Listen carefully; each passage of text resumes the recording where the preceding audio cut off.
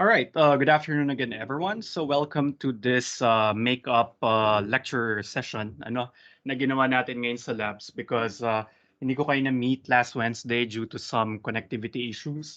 So I'm back now with a vengeance.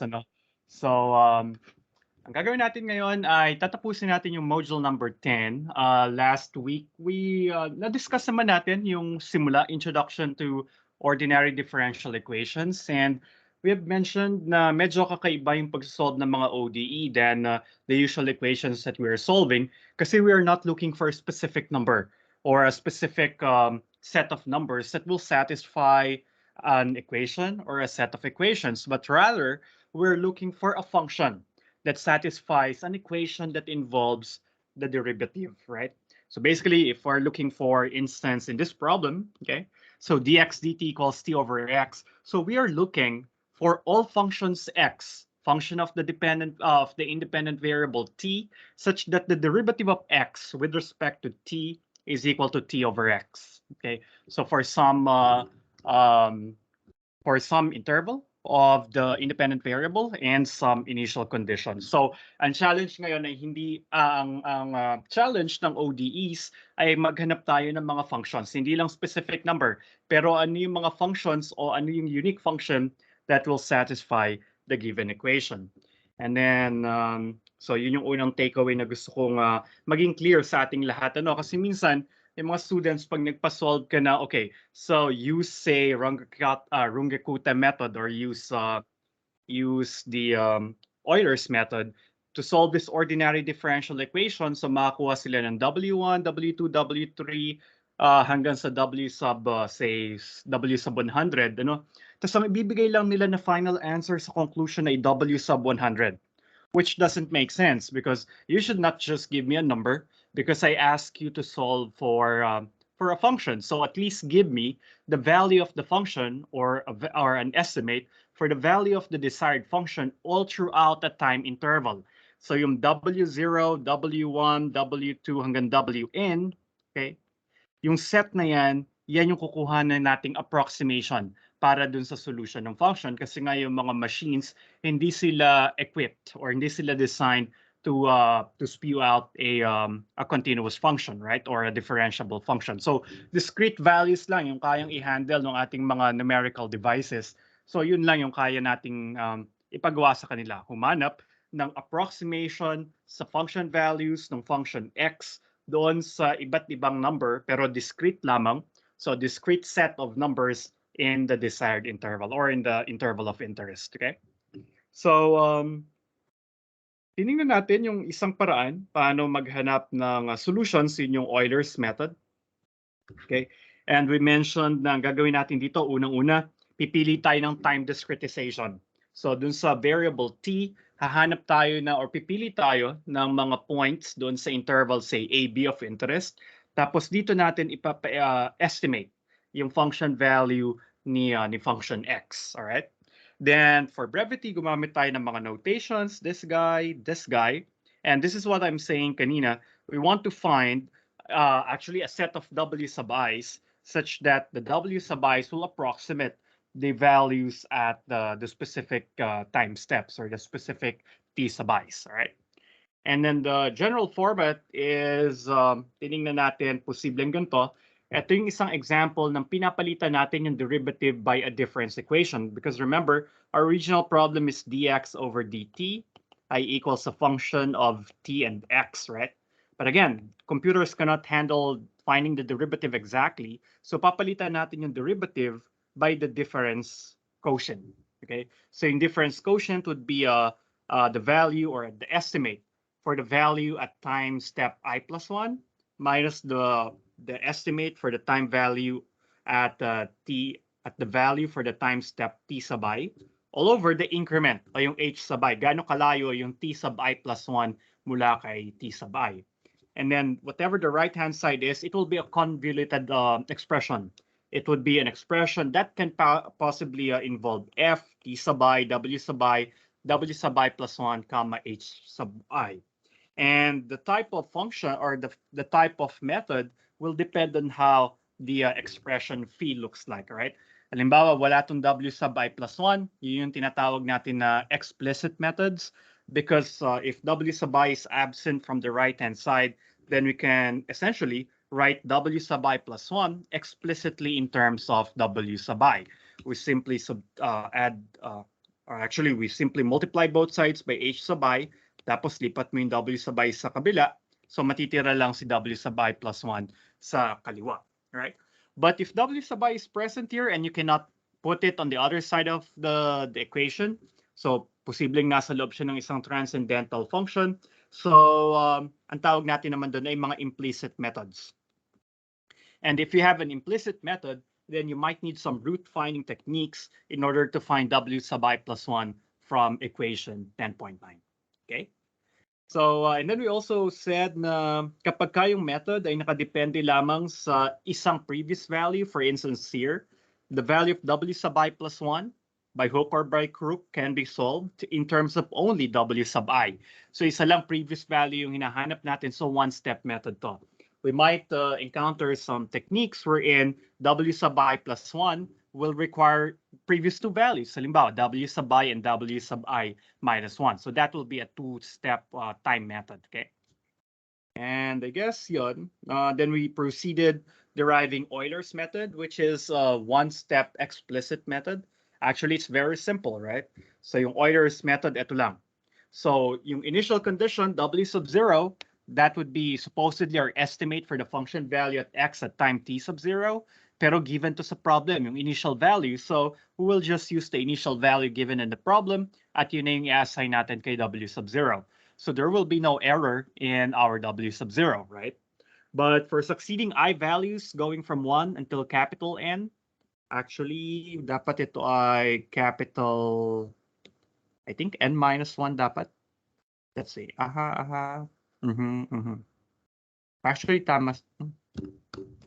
So meron 0, so dapat total ng n, and tama to. Pwede nating i-leave hanggang 1 to n.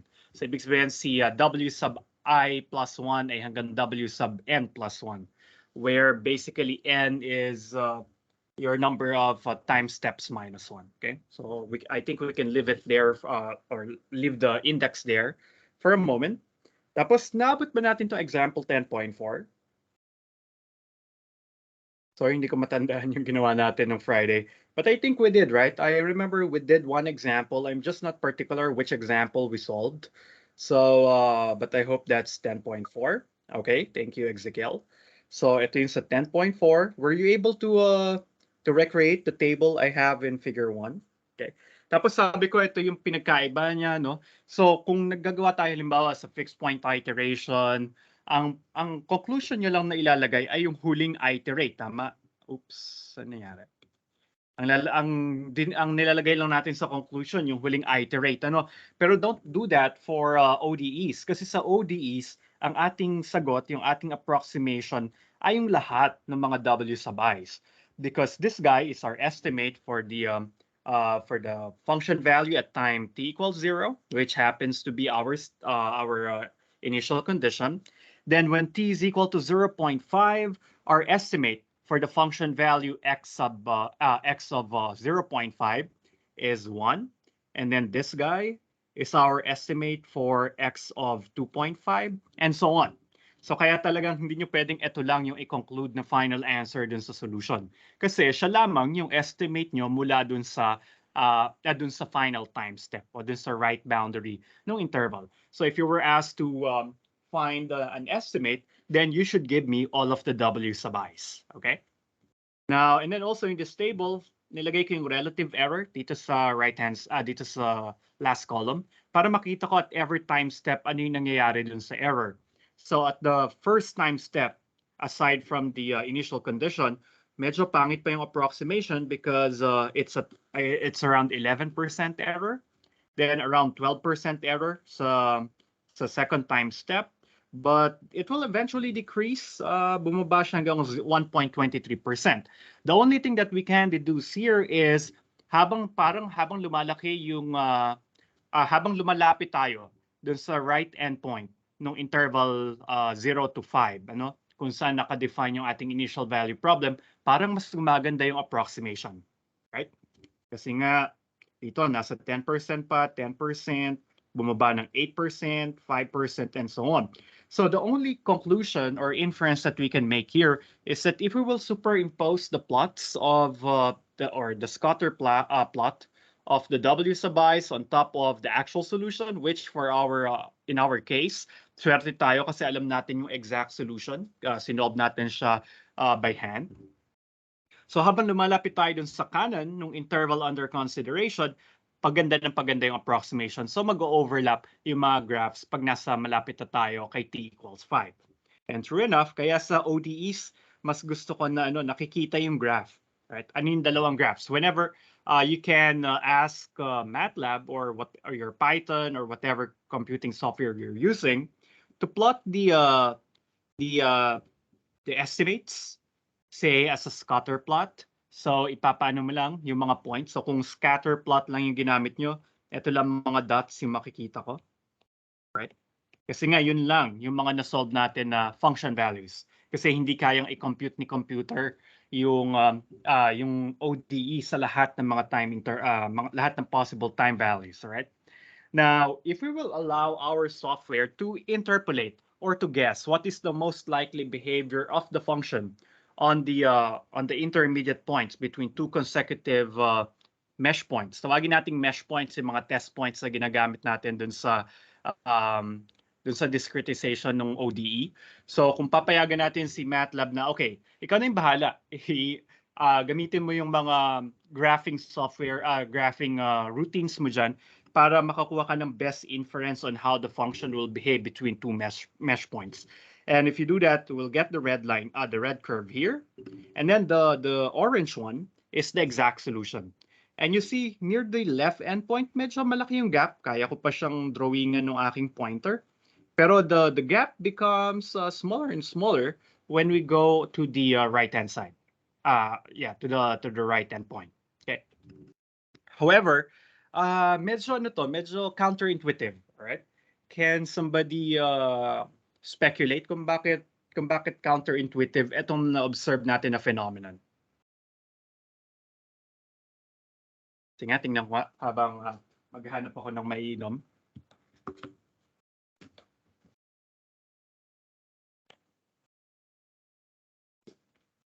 Okay, any guess? Why do I say that this is somewhat unexpected? Na mas maganda yung solution dun sa right endpoint kesa dun sa nasa left endpoint.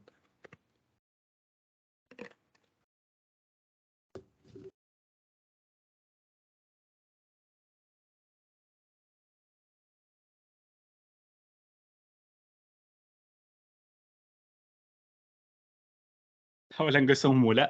Right, the reason why I say that is if we look at the formula again for Euler's method, sablikan natin yung Euler's method. Okay.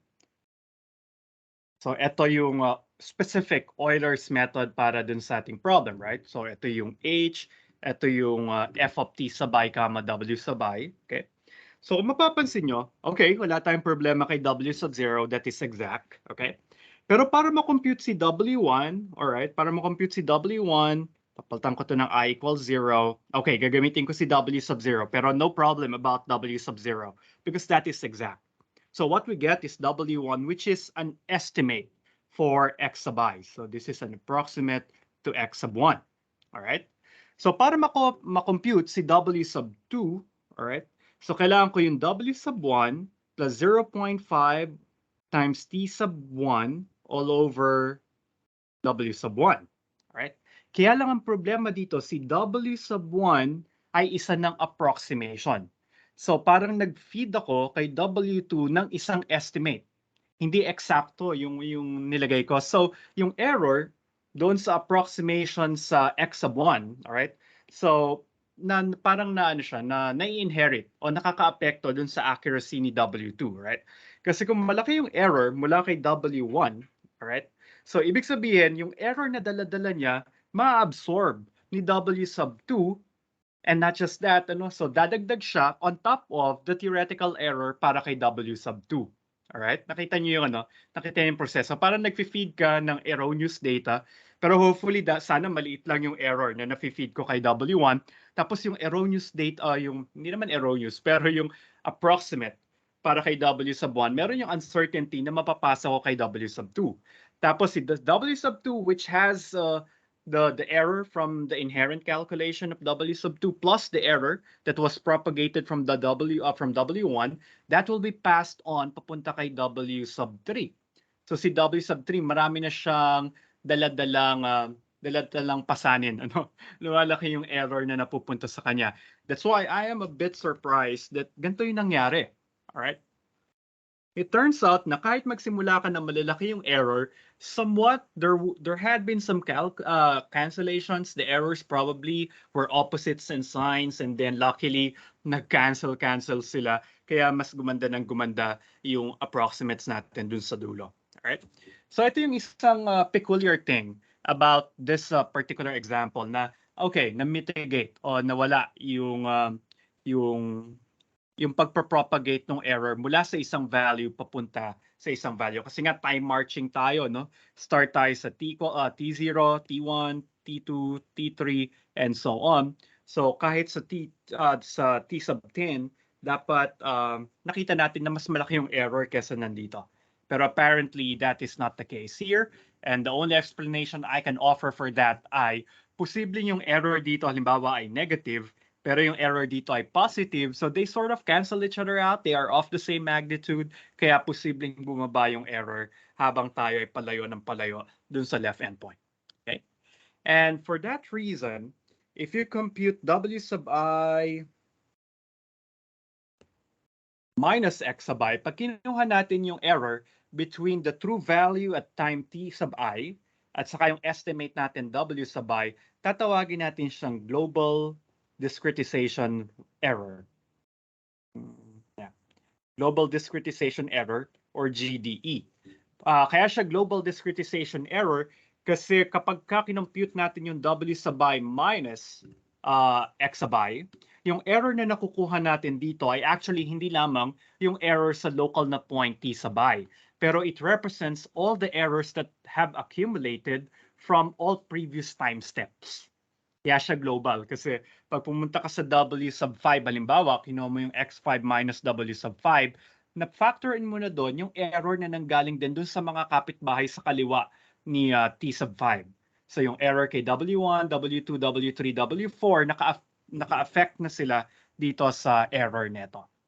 So yun yung dahilan kung bakit tatawagin natin itong global discretization error, because this value represents the accumulation of the errors from all previous time steps. Okay. Now, I think that's the last thing I want to say about example 10.4. So probably we can go to example 10.5, but I guess napahapyawan din natin to. Kasi pinagawa ko lang rito, binawasan ko yung step size. The step size previously was 0.5. Now the step size is much smaller. It's now 0.1. So when we get, actually, we will have 51 points. So yung 50 na interior points, tapos yung first point kasi ay yung initial condition. So wala naman tayong error na inaasahan mula ron. And you see here na ito yung parang mas valid na, no, na measure ng, tama ba? Yeah, ng global discretization error. Because on T sub 1, okay, for ilan to? This is just about 0.5%, 0.5%. Tapos naging 0.9% siya. Tapos naging 1.36%, naging 1.68%, 1.91%, and then, and so on. Medyo bumaba na lang siya sa pahuli. Ito yung sinasabi ko na mas intuitive na mangyayari. Kasi nga yung estimate dito ay nakadepende na dun sa previous estimates. Though hindi directly from from W sub 1 until W sub 3, pero nakadepende siya kasi kay W sub 4, which is dependent on W sub 3, W sub 3 dependent on W sub 2, and so on.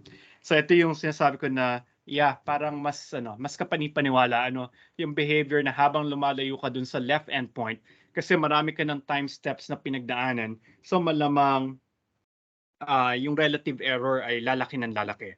But apparently, hindi naman pala ganun yung trend. Ngayon ko lang napansin na 10 to the minus 3 rin pala yung from 40 to 50, ano. So, in the middle, there has been good cancellation, ano. Nag-cancel yung mga errors, minsan positive, negative, and in the end, parang nag-zero out yung contributions from them. Okay? Now, the takeaway from this example ay mukhang mas okay na gumamit tayo ng mas maliliit na increments. All right? So, which makes sense because if we are approximating a function with a lot of points, parang mas maganda yung approximation nating makukuha. No? So, imagine just discretizing this say 0 hanggang 5. Pag gumamit ka lang ng konting points, hindi mo makakapture yung behavior ng function.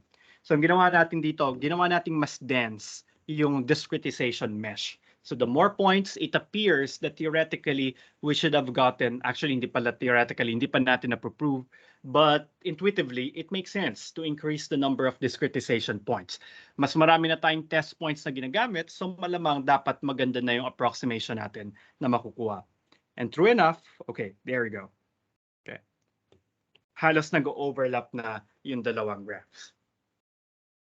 Now, an explanation here is that bakit napakaganda ng GDRE, nung Global Discretization Relative Error. Kasi ngayon, mas marami tayong data points na dinaanan. And if you remember the derivation of Euler's method, duman tayo sa Taylor series expansion. Doon sa equation 10.10, nakasulat doon yung Taylor series expansion, pero tumigil tayo sa second derivative term.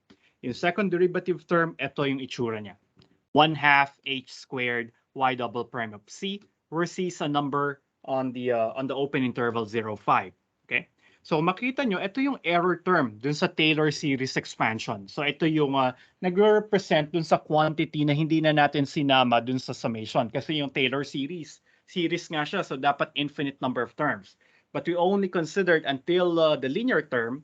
Tapos sabi natin, simula dun sa quadratic hanggang matataas na terms, actually hindi naman quadratic, pero yung higher order derivatives ay bounded above na naman nitong error nito.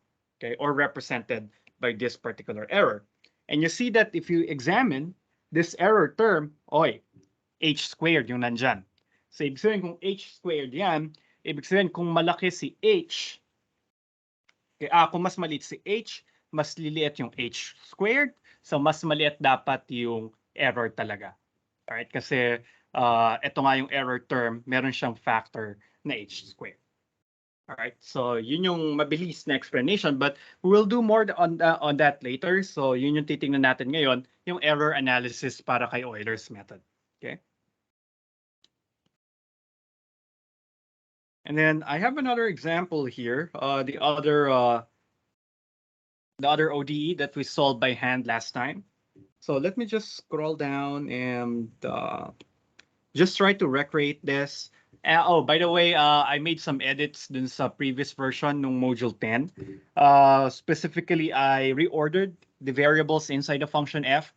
When I was writing the error analysis part of this module, I realized na mas okay na unahin yung independent variable kaysa dun sa dependent variable. So, sunich ko lang. Instead na isulat ko siya katulad last time na f of xt, sulat ko na lang siya ngayon na f of tx. Unahin ko yung independent, tapos yung dependent variable. Okay?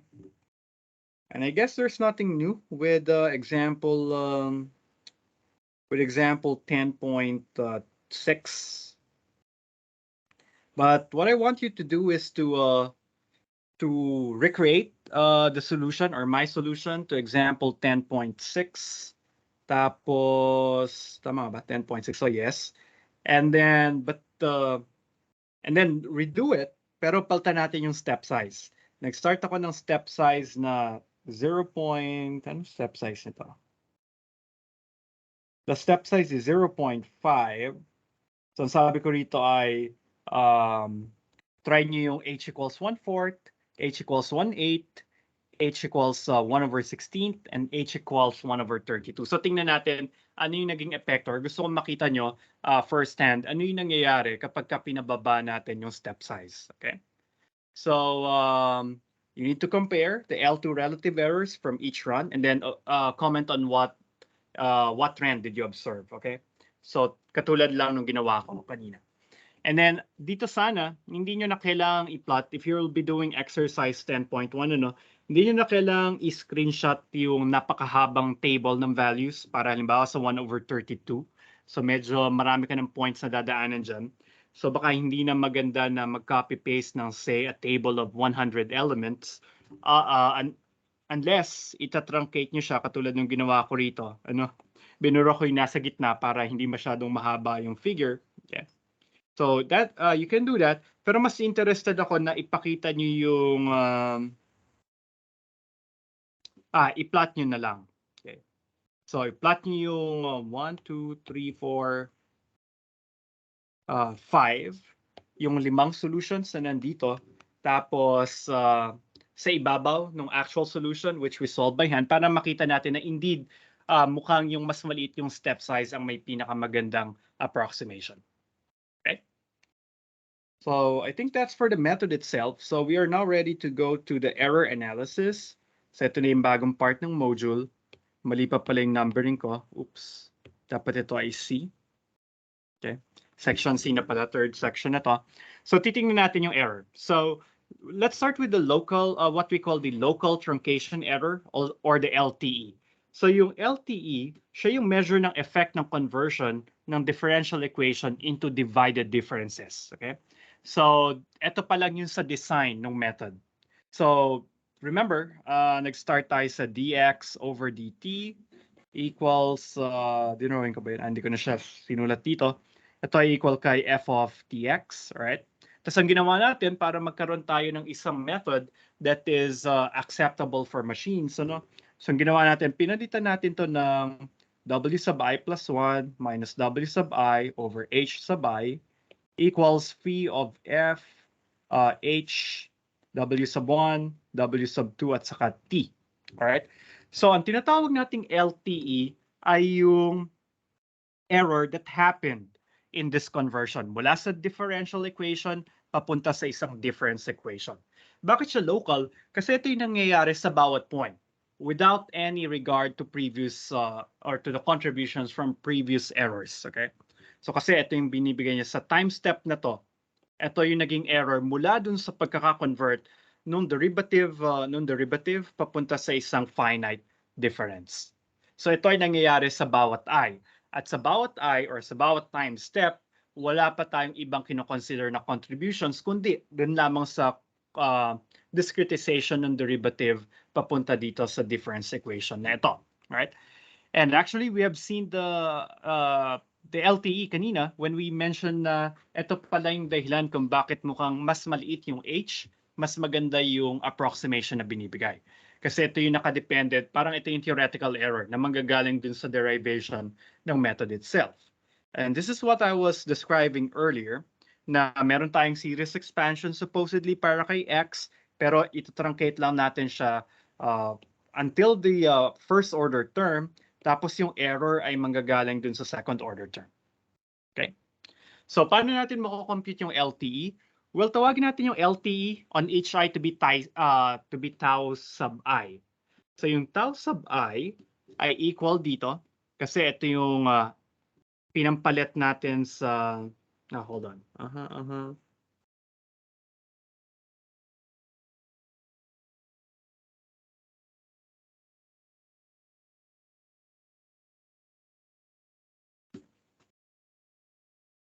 Yeah, so this is our this is our approximation, or this is the expression for the derivative prior to taking the limit as h approaches 0. Okay?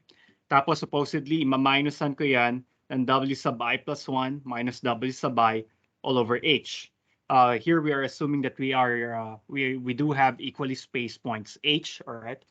So ito, kasi yung w sub I sila yung mga actual function values, yung mga x sub I sila yung actual function values, tapos ito yung mga estimates natin na makukuha. So, pero this guy is actually f of x t sub I, all right? So basically, yung Taylor series expansion na manggagaling dito ay ma-minus ko lang, ay, hold on, nasa na siya?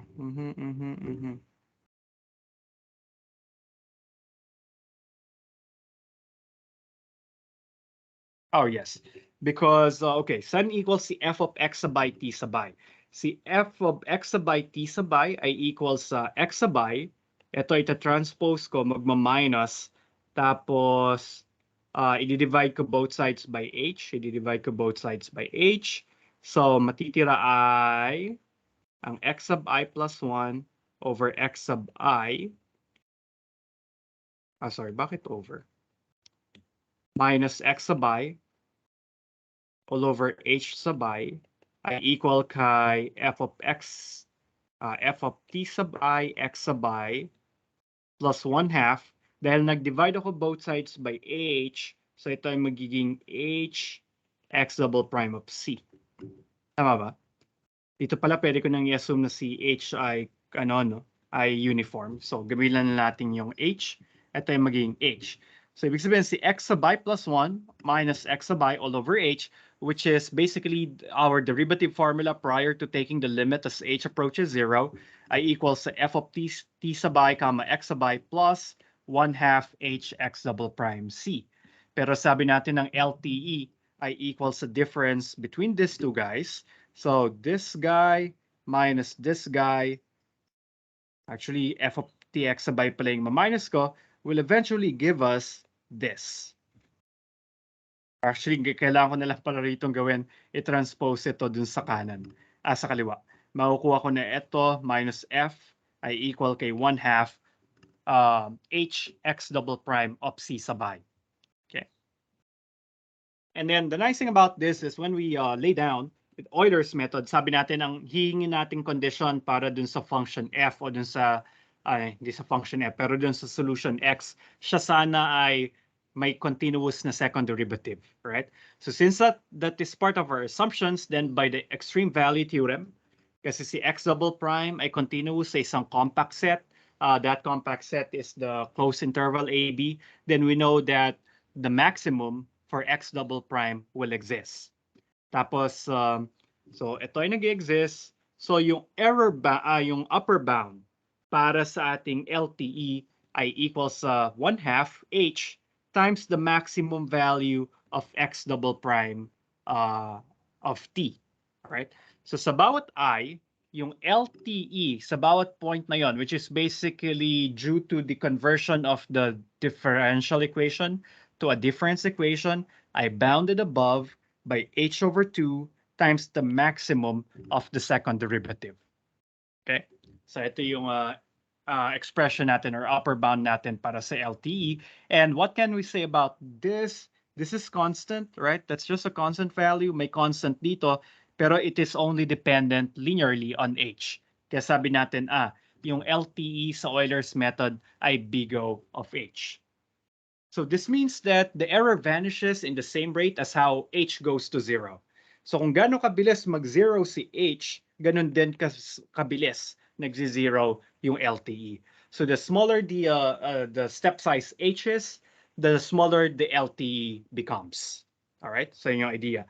And then one thing that we can also say here is that, okay, so kung titingnan ko lang yung local truncation error, okay, ang nangyayari dito ay nagko-converge yung sequence as a function of h linearly. So yung rate of convergence niya ay linear. And the asymptotic constant would be 1/2 times the maximum x double prime. Pero we need to be a little careful here when I'm saying sequence of approximates. Ibig sabihin meron akong say w upper 1.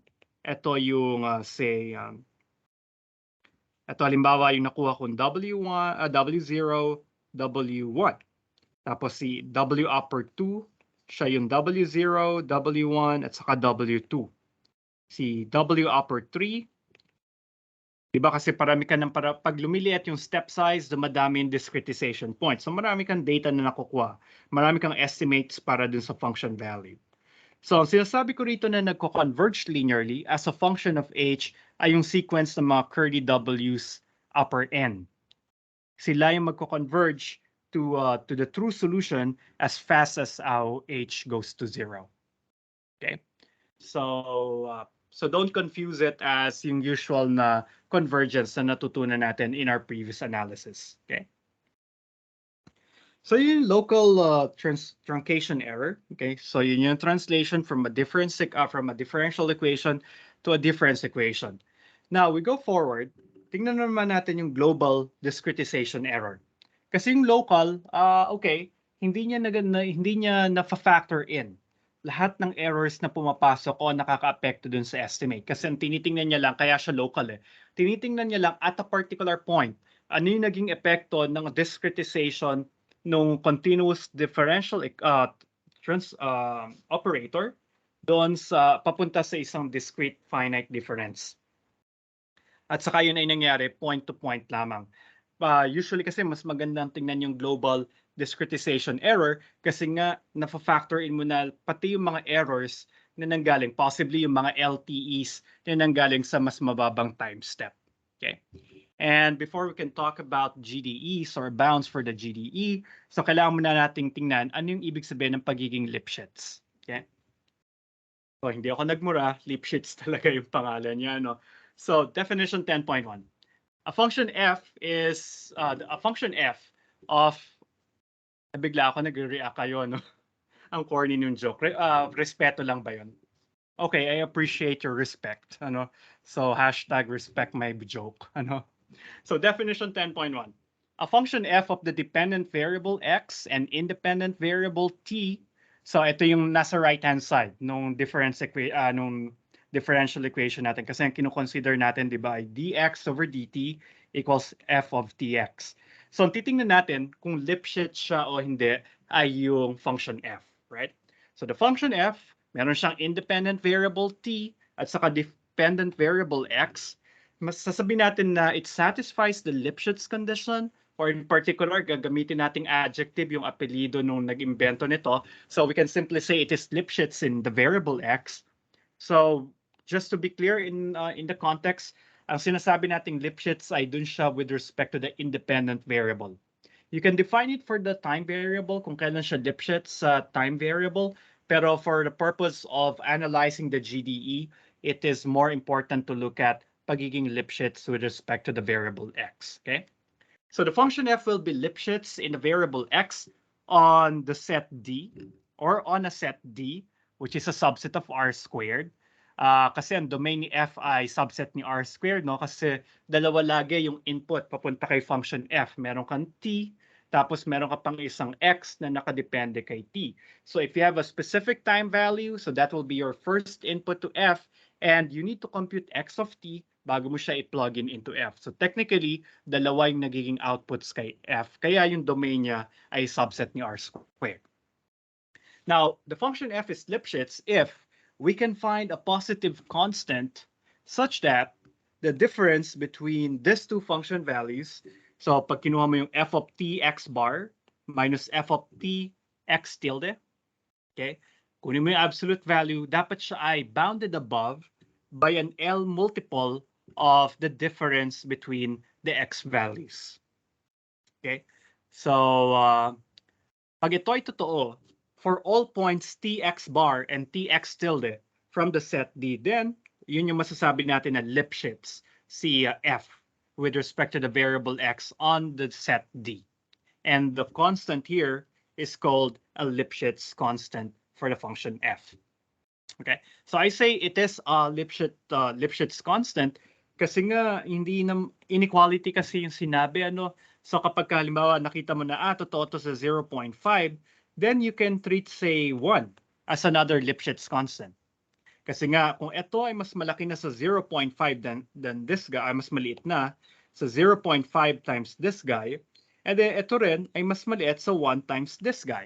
So kaya yung article na ginamit ko dito ay Lipschitz constant, okay, instead of the Lipschitz constant. But usually you want the Lipschitz, you want to consider the smallest possible Lipschitz constant. Pero kasi pwede mong i-argue na, okay, gagawin ko naman lahat ng measurements ko with respect to a norm, hopefully on a finite, actually hindi pala to finite, no? At least in discretization, finite norms yung gagamitin natin, and finite norms are equivalent.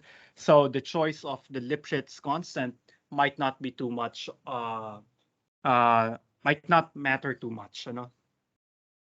Pero if you can, find the smallest Lipschitz constant as possible para mas tight yung bound na may establish natin. Right? Now, if that is true, then, okay. Medyo mahirap hanapin, gamitin yung definition para maghanap na akong Lipschitz yung isang function o hindi. Kasi kailangan mong i-check kung totoo to sa lahat ng elements ng domain. Now, we have a theorem, theorem 10.1, which will give us a sufficient condition kung kailan ng isang function ay magiging Lipschitz. So basically, we just need to verify kung masasatisfy nito yung antecedent ng function little f, yung antecedent. Oops. Sorry guys, na-OC lang ako kasi walang box yung theorem. Come on. Oops.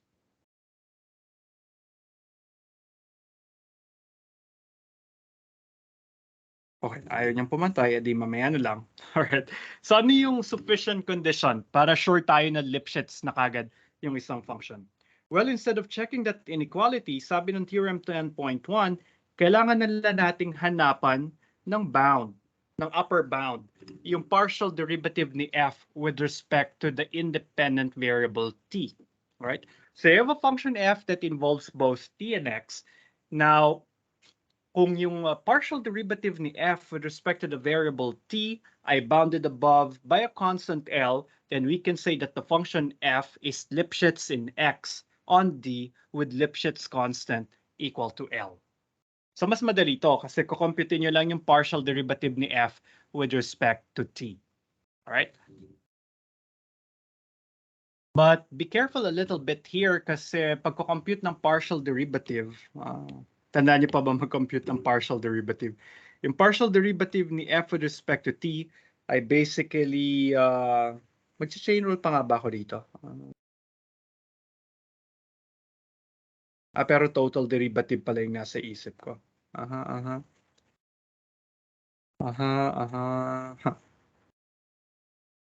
Kasi ang problem dito ay si f ay nakadepende kay x, pero si x nakadepende rin kay t. So if I take the partial of f with respect to t, then this should be, kailangan ko siyang gamitan ng chain rule. Oh, let me check this theorem later. I'll mention something about it on our lecture on Wednesday, all right? But for now, let's put a pin on this theorem kasi nagduda ako bigla dun sa partial of f with respect to t, all right? But essentially, kung bounded yung isa niyang derivative, then siya ay nagiging Lipschitz. Okay. So, but computing this, I need to double check the theorem, okay? Kung talagang partial of f with respect to t yung kailangan kong i-bound. Kasi ang problema ko rito ay kasi si f ay nakadepende kay x, pero si x nakadepende rin kay t. So there should have been some multiplier in the application of the chain rule. Pero i-check ko siya. So let me just mention something about it on Wednesday. So importante yung pagiging Lipschitz. Bakit? Wala na naman box yung isang theorem. But anyway, mamaya ko na siya babox, alright? Now, kasi yung pagiging Lipschitz, nagbibigay siya sa atin ng conclusion na well-posed yung isang problem. Now, when do we say a problem is well-posed? Sabi natin, merong mga magagandang characteristics kasi mga problems that makes them very apt for machine implementations. And one of them is stability. Nakita na natin to. Sabi natin ang isang problem ay stable kapag ka yung solution, kapag ka binago ko lang ng konti yung right-hand side when I perturb it by noise, or binago ko yung input o yung problem parameters by some noise, right? Dapat yung nakuha kong solution from the baseline system ay hindi dapat malalayo mula dun sa noisy system. Ano? So if the difference between the two solutions, the noisy one versus the non-noisy one, ay magkalapit pa rin within the same order of magnitude as the noise that was added to the right-hand side, then yun ay stable. Okay? Kung isang problem ay stable, tapos meron siyang unique solution, then yun yung tinatawag natin na isang well-posed problem. Okay?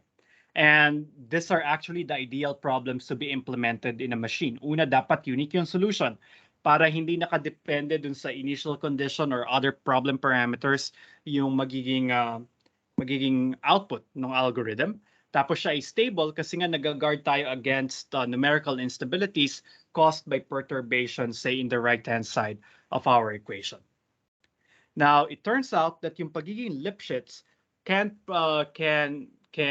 conclude or can imply that the function is well posed. So yun yung nasa theorem 10.2. Kapag ka ang isang function ay Lipschitz in a set D. Ano yung set D? Nawala yung end quote dito, yung end brace dito. Okay. So kung si set D ay set t sub t comma x consisting of time values from little a to capital T. Parang ito yung terminal time value. Tapos x minus alpha is less than or equal to beta for some beta greater than 0. Ibig sabihin, hindi masyadong malayo dun sa initial condition, yung value ni x all throughout the time interval. Okay? Tapos kapag daw si f ay continuous, tapos hindi lang siya continuous pero Lipschitz pa siya on the set D, then automatically makakahanap tayo ng isang interval AB, which is a subset of the interval A to T, such that the given initial value problem is well posed on a closed interval AB. So kung yung isang function mo ay Lipschitz at continuous sa isang closed interval, then you can find a smaller interval inside of that original interval on which your initial value problem has a unique solution and has a stable solution. Okay? So yun sinasabi ng theorem 10.2. So napaka-powerful ng pagiging Lipschitz ng isang function. And not just that, yung pagiging Lipschitz or yung Lipschitz constant actually will give us an upper bound for the global discretization error. Okay, so let's look at this theorem 10.3. Kung si x daw ang unique solution dun sa given IVP, okay, tapos we will also denote our estimates as W sub 0, W sub 1, W sub 2 hanggang W sub n. And then if, ito na yung assumption, f is Lipschitz in X on the given domain of the given domain under consideration, and say the Lipschitz constant is L, and then the second derivative of X with respect to T is bounded above by M. So medyo dapat marami palang mangyari rito, ano? Dapat Lipschitz si function f say dun sa lahat with respect to x dun sa lahat ng time values under consideration. Tapos ang Lipschitz constant niya say ay capital L. Tapos kung makakahanap tayo ng upper bound para sa second derivative ni x, then the global discretization error, yung w sub I minus y sub I, ay bounded above by this. It is times the bound for the second derivative all over 2 times the Lipschitz constant times this sort of time factor, okay, or time delay factor. Pero yeah, yun yung interpretation nitong expression na to. Ito yung time delay, ano. Pero wag na nating puntahan yung time delay. Tingnan na lang natin siya purely as a number, ano. So meron kang e to the power L times t sub I minus a. Kaya siya sinabi ko rin, sabi ko hindi ko na sasabihin. Tinawag siya ng time delay kasi ito yung delay from the initial condition or from the initial point. So t sub I minus a times ng Lipschitz constant, tapos siya yung exponent ng natural exponential base, tapos may minus 1. So kaya nakita nyo na, okay, ganun pala na-factor in yung global discretization error kasi nga kapag habang lumalayo ka na kay A, ibig sabihin nandun ka na sa AB, mas malapit ka na kay B, mas lalaki itong value na to, kaya lang mitigated siya by the Lipschitz constant, tapos yun yung magko-contribute dun sa error. Okay. So kung gaano ka kalayo kay A dun sa left endpoint, lagi yung may effect dun sa global discretization error, which makes sense kasi ito yung dinescribe natin kanina na yung global discretization error nakadepende siya dun sa mga errors na nanggagaling dun sa mga previous estimates from previous time values. No, thank you, Ezekiel. That's a typo. This should have been W sub I. Sorry, X sub I. Okay. Kasi yung ginamit ko na reference dito ay si Brady, a Friendly Introduction to Numerical Analysis. Yung discussion niya ay yung function niya ay y. Alright, yun yung dinidifferentiate niya.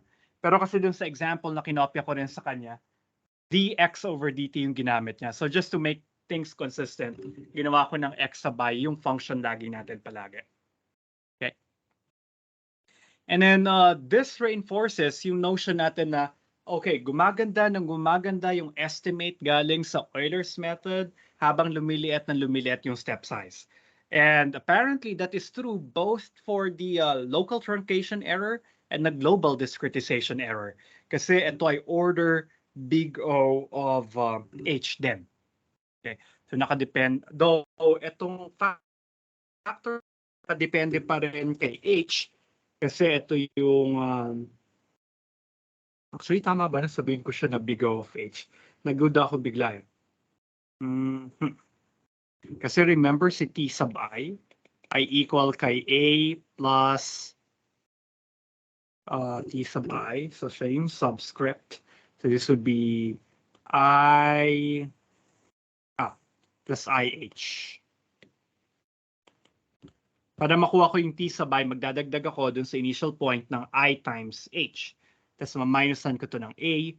So, minus A. So, yung exponent dito, yung factor na yan ay equal sa IH lamang. Okay.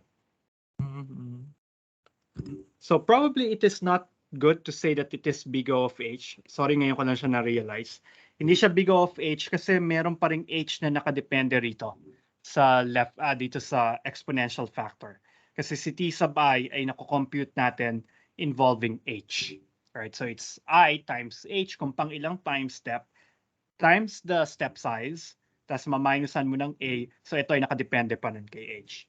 So merong nakadepende siya sa isang exponential at saka dun sa linear factor dito. Okay. But nevertheless, if H is small, kung maliit si H, okay, maliit na tong naunang factor, tapos ito ay maliit si H, so this will be smaller, the exponential will be smaller. All right? So, yeah, this is what we are saying here. So, yung magko-converge kay 0 yung error, yung GDE, kapag ka si H ay palapit ng palapit kay 0. Okay. Meron lang isang weakness yung method na to. All right. So, itong theorem na to, because it is heavily reliant on the value of m, the upper bound for the second derivative. And in practical applications, that's hard to find because number one, actually ito lang pala yung reason na ibibigay ko. Hindi nga natin alam si x, all right? Kasi ang given natin na equation involving x prime, paano natin madali bang mahanapan ng upper bound si x double prime? Apparently, kung mahirap na compute si capital M by way of maximizing the magnitude of x double prime, we can look at or use some partial derivatives here, like the one in equation 10.13. And I guess I need to make some corrections here again. So this should be dx partial of f with respect to x. Pero tama naman na x yung ginamit ko rito. Kaya lang na mali na siya ulit dito sa susunod. Okay, so ipa-partial natin si f with respect to t plus partial of f with respect to x. Tapos chain rule will kick in times the derivative of x at the variable t. All right. Tapos, by the way, dx over dt, hindi natin alam si x. So, sorry, kaya ba natin computein si x prime? Actually, yes, we can compute x prime. So, actually, we cannot compute x prime explicitly, pero alam natin, di ba, mula dun sa ating given IVP, si x prime ay equal kay f. So, that's why this factor, dx over dt, was just replaced by f. So, now, kung makikita nyo, yung formula para kay x double prime, nakadepende na lamang siya kay function f. So, ito rin ay partial with respect to x. So, hopefully, by using 10.13, we can find a nice bound for the second derivative. Okay. So, in the next few examples, actually, dalawa lang yata itong example na to. Dalawa or isa, tapos kasi pina-exercise ko yata yung isa. Alright? So titingnan, i-verify lang natin yung theorem 10.13. So we recall the IVP from example 10.6. So ito yung sinolve natin kanina. Okay? Tapos hanapin ko yung bound para dun sa GDE, para dun sa global discretization error. Now note in this particular problem, f is 1 plus x over t. Tapos una kong i-check Lipschitz ba si f. Kasi kailangan ko sa theorem na Lipschitz muna si f. Tapos dapat may Lipschitz constant siya na L. Tapos hanapan ko ng bound si second derivative. Yun yung goal natin dito. Okay? Now, para mahanap kung Lipschitz siya, hindi ko pwedeng gamitan yung sufficiency theorem kanina kasi hindi niya binibigay sa akin yung Lipschitz constant. Ibibigay niya kung mababound natin yung partial of f with respect to t. Pero dito okay pa na gamitin yung definition because the definition of pagiging Lipschitz will just require us to look at this guy and see, is it bounded?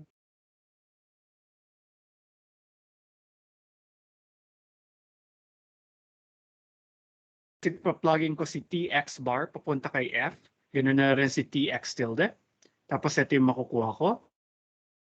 The ones will cancel each other out, leaving us with this guy. Tapos kasi i-isolate ko yung 1 over t.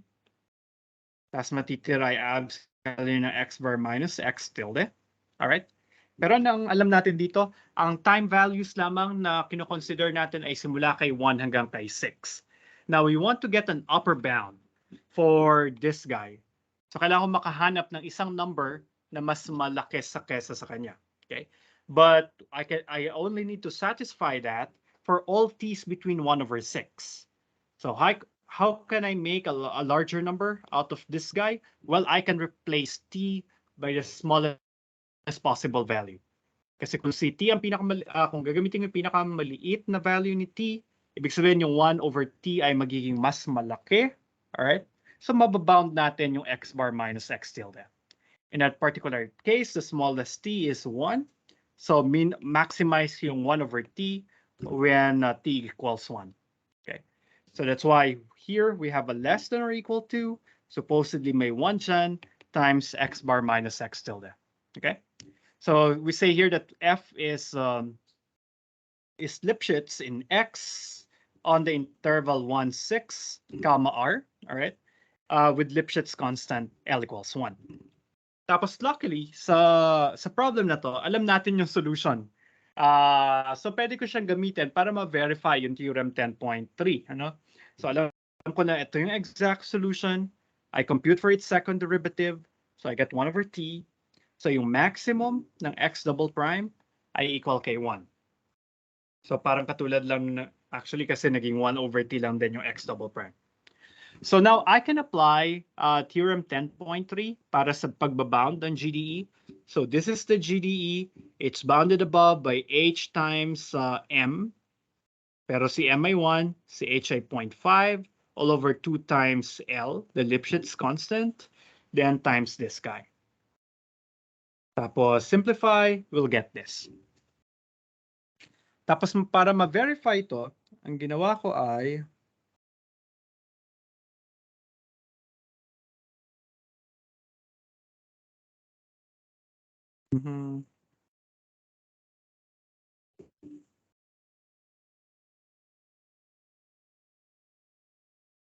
parang may kulang guys, hold on. Hindi ko nasama yung table.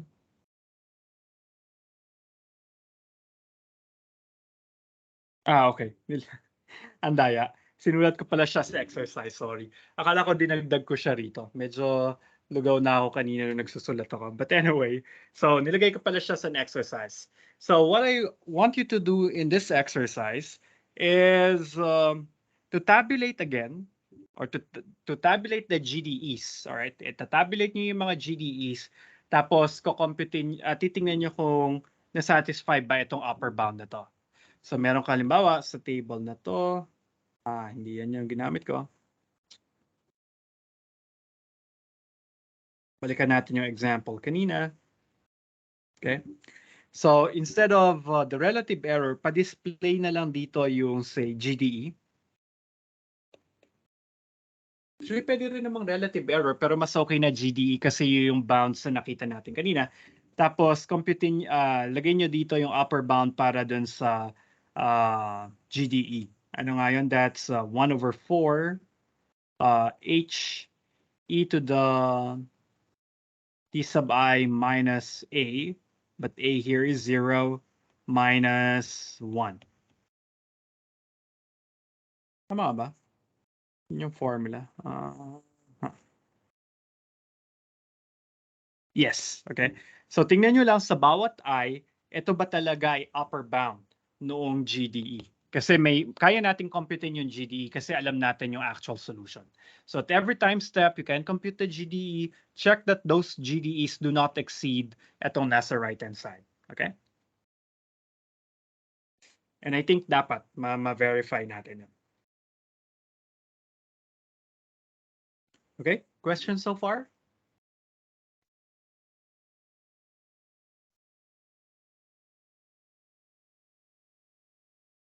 Sige, mamaya ko na lang ikukwento pag in-end na. Ande, later na lang. Sige. Okay. Now, in the next example, we want to see empirical evidence that Euler's method produces a linearly convergent sequence of estimates where h of n equals 1/2 to the power n. Hold on.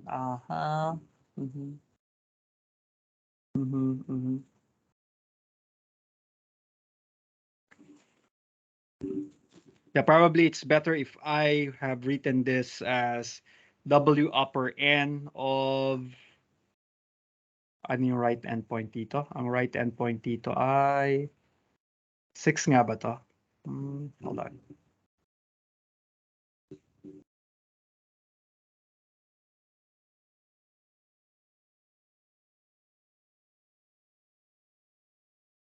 Yeah, ito yung ginamit niya, W sub 6.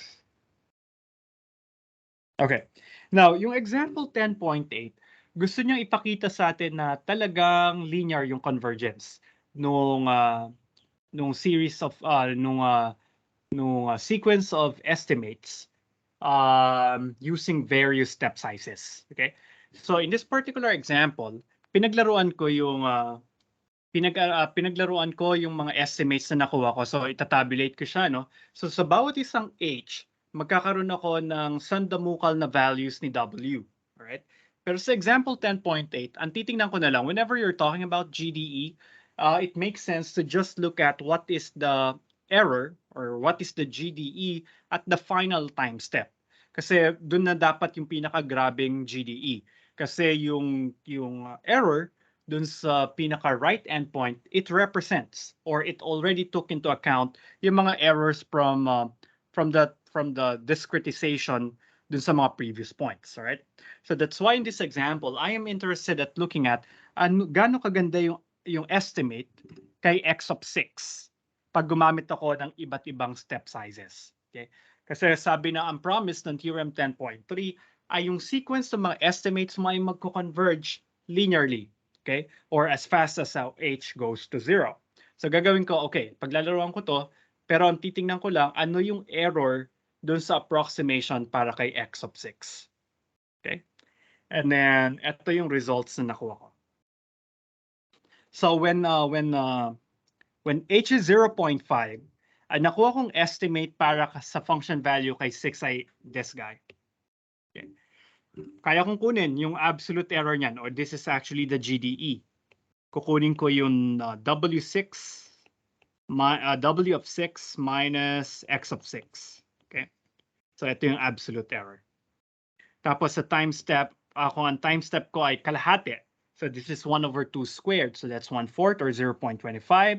This is the estimate for W sub 6 or W of 6.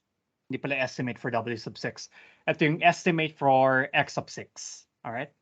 Tapos titingnan ko ngayon yung absolute error. Yung absolute error na lang o yung GDE ay 0.5948. Okay. So, and then if I look at what happened here, titingnan ko ano yung ratio ng dalawang magkasunod na errors. Ang nangyari dito ay, okay, so ito, divided by this guy, the quotient is 0.52. So parang nangalahati yung absolute error from decreasing the step size one step at 1/1/2. Okay? So tama ba? Yeah. Ito yung error sa W6 when I used 1/2 as my step size. Now it came down to 0.59 when I took half of the original step size. So mas gumanda yung approximation kay W sub 6. Pero if I take the ratio, this guy over this guy, I'll get to 0.52. And you see the trend here? Okay. Habang lumiliit yung step size, yung errors ay paliit ng paliit. And it decreases in it decreases in a linear rate, and parang ang behavior ay nangangalahati yung absolute error. Okay? So that means mukhang ano nga siya, no? Mukhang big O of H. Tapos ang nangyayari dito ay ang asymptotic error constant niya sort of ay 1/2. So you mentioned you can think of it as the asymptotic error constant para dun sa sequence of approximates for W of 6. Okay? Pero in reality ang tawag ang ininterpret ko dito ay yung talagang global discretization error. All right?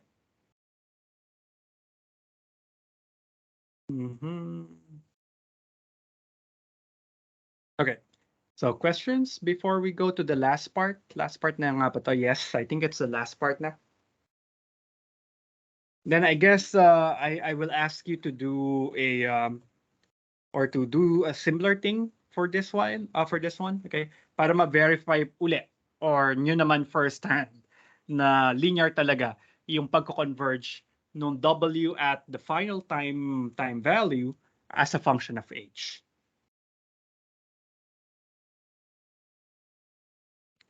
All right. Now, okay. No questions? Eto, titingnan natin itong last issue. Ano?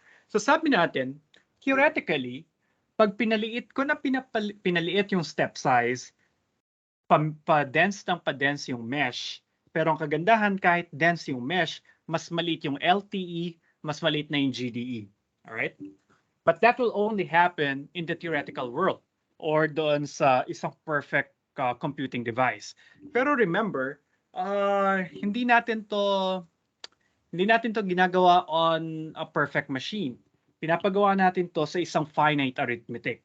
So pag-analyze ng totality ng error, bago kayo mag-conclude na, okay, kung gusto ko ng napakaliit na error, liitan ko yung step size. Okay? Halimbawa, gusto ko ng 10 to the minus 30 yung error. So gagawin ko ang H ko ay 10 to the negative 50. Parang ganon. So papalitin mo yung step size. Theorem 10.4 will tell us, hold on. Kung papakompute mo yan sa computer, hindi mo basta-bastang kayang dapat palitin yung step size. Because there would be a chance that if you made your H very, very small, then the error from the machine will overcome yung error or will dominate the total error in the process. So tingnan natin kung bakit yun yung dapat nating i-expect na mangyari. So let's consider this IVP. Tapos si U0, U1 at saka si UN, ito yung estimates na nakuha natin mula dun sa finite arithmetic. Even though yung tables ko kanina, tinawag ko pa siya na W sub I, pero sa computing machine ko rin naman siya kinuha. Pero ang idea nitong U ay para lang ma-distinguish ito mula dun sa ideal solution W sub N. Okay? So anong pinagkaiba niya dun sa W sub N's? Meron kang noise na nadadagdag. Actually, hindi siya noise, pero ito yung truncation due to round-offs dun sa isang finite arithmetic. Right? So, actually, pwede natin burahin si delta sub 0 dito kasi ina-appoint lang naman talaga natin yung initial time step to be equal to alpha. Pero outside the initial time step, so ito yung mag-Euler's method tayo. Pero hindi ito yung eksaktong ibibigay sa atin ng machine. ang ibibigay niya sa atin na final output para kay u sub I plus 1 ay meron ng round-off error na nakasama. Yun yung delta sub I. So halimbawa, ito ay 15 significant digits, pero our machine can only accommodate 8 significant digits. Then the ignored digits ay yun yung tinetake into account ni delta sub I. Okay, so ito yung error due to machine precision. Now, let's assume that delta sub I is bounded above by delta. So ito yung tatawagin nating machine precision. Then, if we can say that f is Lipschitz in x with constant L, and then the second derivative is bounded above by, say, capital M, all throughout the time interval of interest, then the actual difference, ito na yung total error. Ito na yung totality ng error, hindi lamang mula sa LTE, mula sa GDE, pero kasama na rin yung galing dun sa finite machine. Okay? So this would be 1 over L, yung Lipschitz constant, plus this factor times the time delay factor, plus delta times the time delay factor. Okay? So ito yung kabuuan ng lahat ng mga errors. And you see na, okay, so ito ay mukhang independent naman to sa H. Mapera na lamang dito sa numerator. Okay? Dito sa exponent rather. Because this will be, I think, IH nga ba yung compute natin dyan. So IH yan. Pero pay closer attention here. Ito yung factor na nagsasabi sa atin na, hold on, huwag masyadong maliit si H. Kasi pag masyado nang maliit si H, compared to the machine precision, okay, which makes sense, magbe-blow up na yung error. Bakit natin masasabi yon? Kasi kapag ka, halimbawa, ang step size mo ay 10 to the minus 16. Pero yung machine precision mo delta ay 10 to the minus 8 lamang. Alright? So if you have 10 to the minus 8, then you use 10 to the minus, say, step size na 10 to the minus 10. So this factor already will be what? This will already be 100. So meron kang 100 na multiplier dun sa possible upper bound for the error. Okay? And actually, it doesn't make sense to ask a machine with degree of precision, say 8, to use a step size which is of 10 significant digits. Kasi sa isang finite machine of only 8 significant digits, lahat din ng digits after the 8th one ay ini-ignore niya na, no? So kung yung step size mo ay 10 to the minus 10, pero yung degree of precision mo lang ay 10 to the minus 8, then may mga points, may mga time steps na iti-treat lamang ng machine mo to be the same as the previous one. Alright? Kasi nga, posibleng yung difference between two possible t values ay nandun pa sa 9th or 10th significant digit. And if that will happen, lahat yun ay mababaliwala kasi yung finite machine, ita-truncate niya na hanggang 8 decimal digits lamang. Right? So kaya hindi talaga nag-make sense na gumamit ng napakaliit na h relative to your machine precision. And anyway, ano yung upper bound? Gano'n dapat hindi ako lumayo mula dun sa machine precision? Well, if h is very small, very, hindi naman kailangan very, very small, pero if it is small enough, actually, if it is, how should I phrase it? When you choose h to be very small, so that delta over h becomes significantly larger than hm over 2, then yung error ay nado-dominate na ng machine precision, okay, or ng machine error. So all the gains that you have gotten from this factor, okay, kasi nga yung h dito, yung h naman dito, siya yung nagpapaliit ng GDE, alright? So lahat ng accuracy na nag-gain mo by choosing h to be small, alright, theoretically, ay ma-overshadow na, or actually malalampasan pa yon nung error na manggagaling dun sa machine precision, so baliwala yung pagpapababa ng h. And it could be worse because this error, being significantly larger than hm over 2, can blow this whole thing up. Okay? Pero ang idea naman, pagka si h ay, kung masyado ka namang over-conservative at hindi mo pinababaan si h, alright? So, okay, negligible. Kung malaki si h, negligible yung machine precision. Pero negligible siya, pero alam natin na yung GDE posibleng malaki. So you need to strike the perfect balance between mitigating the local truncation errors with respect to keeping H close to machine precision. Okay, kailangan yung hanapin yung optimal choice for H. Okay? Yung proof nito, together with the proof of, I think, Theorem 10.3, hindi ko na siya i-present. Don't worry, hindi ko rin naman siya ipapaprove. Kasi kailangan ko ng dalawang lemma para ma-prove yung Theorem 10.3. And then I'll use one of those lemmas also to prove Theorem 10.4.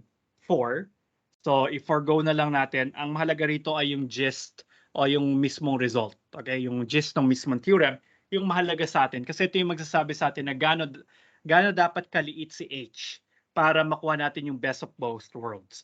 Maliit yung yung GDE, tapos hindi ganun kalaki yung machine error. Right? Ito yung mahaba kong pinagsasabi kanina. Okay, now the module ends with two particular exercises. The first one is, di ba meron tayong dalawang mainstays na IVP na pinaglalaroan sa module na to. So dun sa yung kabilang IVP, kailangan nyo lang i-recreate ito. Okay? So gawa kayo niyang table na katulad yan. Pero yung step size ay 8 lang yung kinonsider ko. Pero ngayon, 15 yung i-consider nyo. Step size 1/2, step size 1/4, step size 1, ang susunod dito? 1/8, tama? Tapos 1/16, 1/32. Tama ba? Kulang pala yung 1/32. Hindi, okay lang pala. Hanggang 1/2 to the power 15. Sana kaya pa ng computer yung kaya pa ng machine precision yung 1/2 to the 15. So pero kasi ang formula dito ng H ay 1/2 to the power n. So start ka sa n equals 1 hanggang n equals 15. Gawa kayo ng table na yon. Tapos makikita natin dapat doon na okay, nagdi-decrease nga yung error ratio, pero kasi pinush natin sa limit yung sa limit niya, pinupush kasi natin yung machine sa limit niya. All right? Hindi ko alam kung ano yung degree of precision na naka-default sa inyo kay MATLAB. I think ang default ni MATLAB ay 10 to the minus 16. So baka nga kulang pa yung 1/2 to the 15. Ano bang 1/2 to the 15? Check ko nga lang. 1/2 to the 15. Medyo maliit pa pala kasi ang 2 to the 15 ay 32,000 lang. 32,768. So 1/32,768. So that's around 1, 2, 3, 4, 5. Ang step size pa lang niya ay 3 times 10 to the minus 6. So posible pa rin pala na hindi ko makuha yung gusto kong effect. Kasi gusto kong mapakita or gusto kong makita nyo na okay, for the first few H's, yung error ratio makikita natin na talagang nangangalahati rin yung error at every step of the way. Pero merong isang H value kung saan mag-start ng mag-fall apart yung result ng Theorem 10.3. And the reason why the result of 10.3 will not be evident from that table that you will be constructing kasi nga yung Theorem 10.3 ay inassume niya na in-implement mo sa isang perfect machine yung Euler method. Yung Theorem 10.4, yun yung makakatotohanan na error term. Okay? Kasi siya pina-factor in din niya yung machine precision. So siguro kung hindi niyo pa makita kung saan magfo-fall apart, saan value ni H magfo-fall apart yung pattern na yon, okay? So kailangan niyo sigurong mas palitin pa si H. But I guarantee you na may point kung saan makikita niyo na hindi nangalahati yung error. Kasi simula doon sa point na yon, yung machine precision na yung magdo-dominate dun sa total error. So all the gains that we have gotten from mitigating the GDE ay mawawala na. Kakainin lamang siya nung error na nanggaling doon sa machine precision. Right? Tapos yun yung sanang yun yung sanang ma-observe nyo mula rito. So push nyo pa ng mas maliit yung H kung hindi pa kaya ng 1/2 to the 15. Okay? So siguro mga hanggang 1/2 to the power 20. or 1/2 to the 25. So check nyo na lang. Dapat mag ano siya, mag mag-dominate yung machine error. And then motivation sana yon para sa exercise 10.4 na hanapin naman natin yung humanap naman kayo ng formula para sa optimal step size. Okay? And here we will just assume that the step size is in terms of the parameters m and delta. Actually, all you need to do here, or my idea for this guy, is for you to just look at this. Okay? Tingnan nyo lang tong factor na to. Kasi pag napalit nyo tong factor na to, yung buong quantity ay bababa na. Okay? Kasi dito, wala naman ditong h na involved aside from the time factor. Ito rin, that ang h lang yan ay manggagaling dito, ay h lang yan. Alright? Pero we can ignore those, the dependence on h there, so we can focus on this highlighted factor. So this will give us an idea saan naninirahan yung optimal h. So we need to minimize, to answer exercise 10.4, you need to minimize this guy.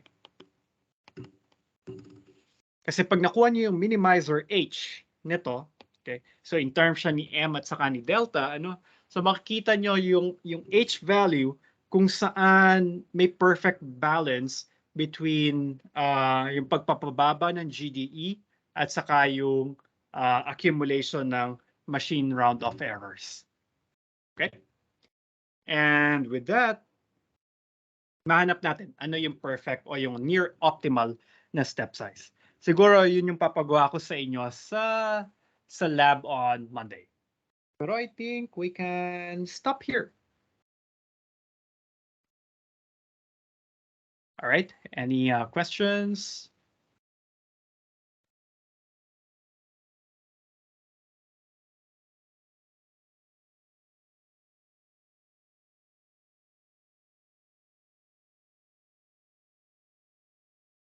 May comment si Charles. Kung kakayanin po ng machine, sana po kayanan na namin.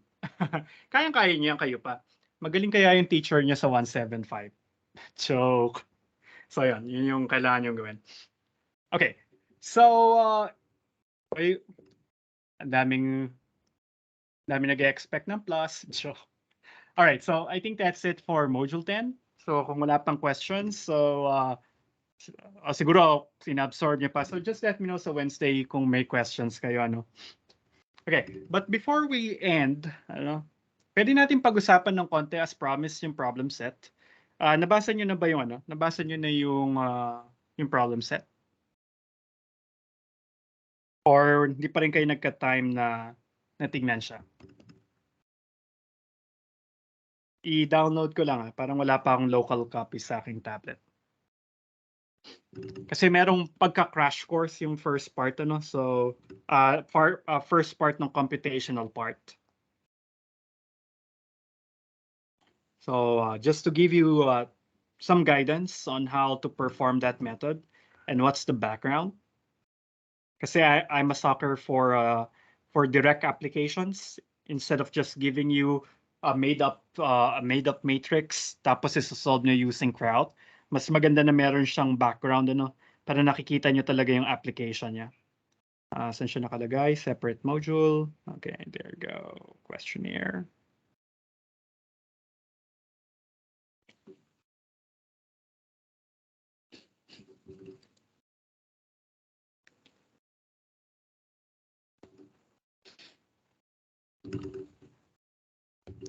So feeling better na pala kayo ngayon, guys. Because I know last week, most of us are quite disheartened. And probably some, to some extent, angry, disappointed, or something. But yun nga, life moves on. We need to keep moving forward. So, wala tayong choice,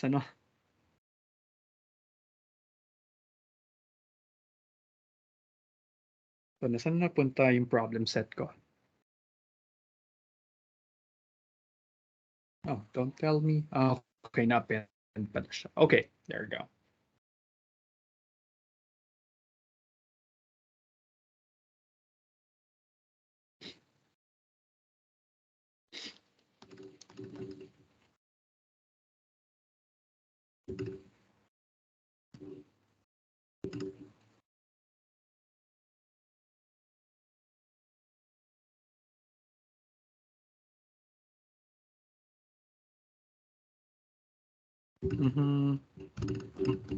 Nakita niyo na ba yung screen ko?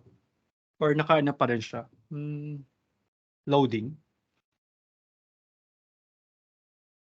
Loading pa kasi sa akin. So let me try it again. Yeah, thank you, Michael and Charles. Yeah, restart ko ulit.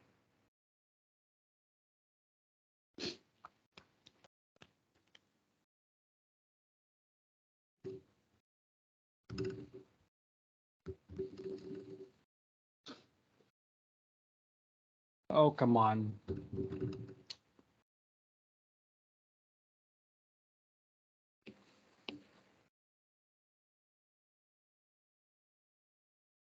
Dapat pala hindi na ako tumigil ng screen share. Ayaw niya na yung mag-load.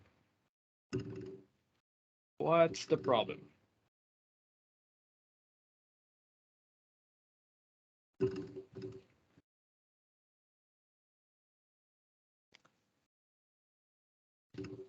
Oh, there you go.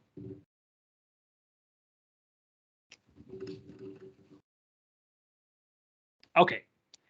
So, ito yung background para dun sa ating problem. Ano? So, ang idea dun sa problem ay ganito. So, meron tayong isang thin wire. So, nasa 3-dimensional space ka. Meron tayong vertical thin wire. Kaya nasa z-axis lang siya. So, mula kay 0, 0, -1 hanggang papunta kay +1, yan yung vertical thin wire antenna natin. So, thin wire siya kasi na-assume natin na almost negligible na yung taba no, or yung width nung antenna, all right, nung wire antenna. Tapos pagka nilagyan natin siya ng current, yung current natin ay J. Okay.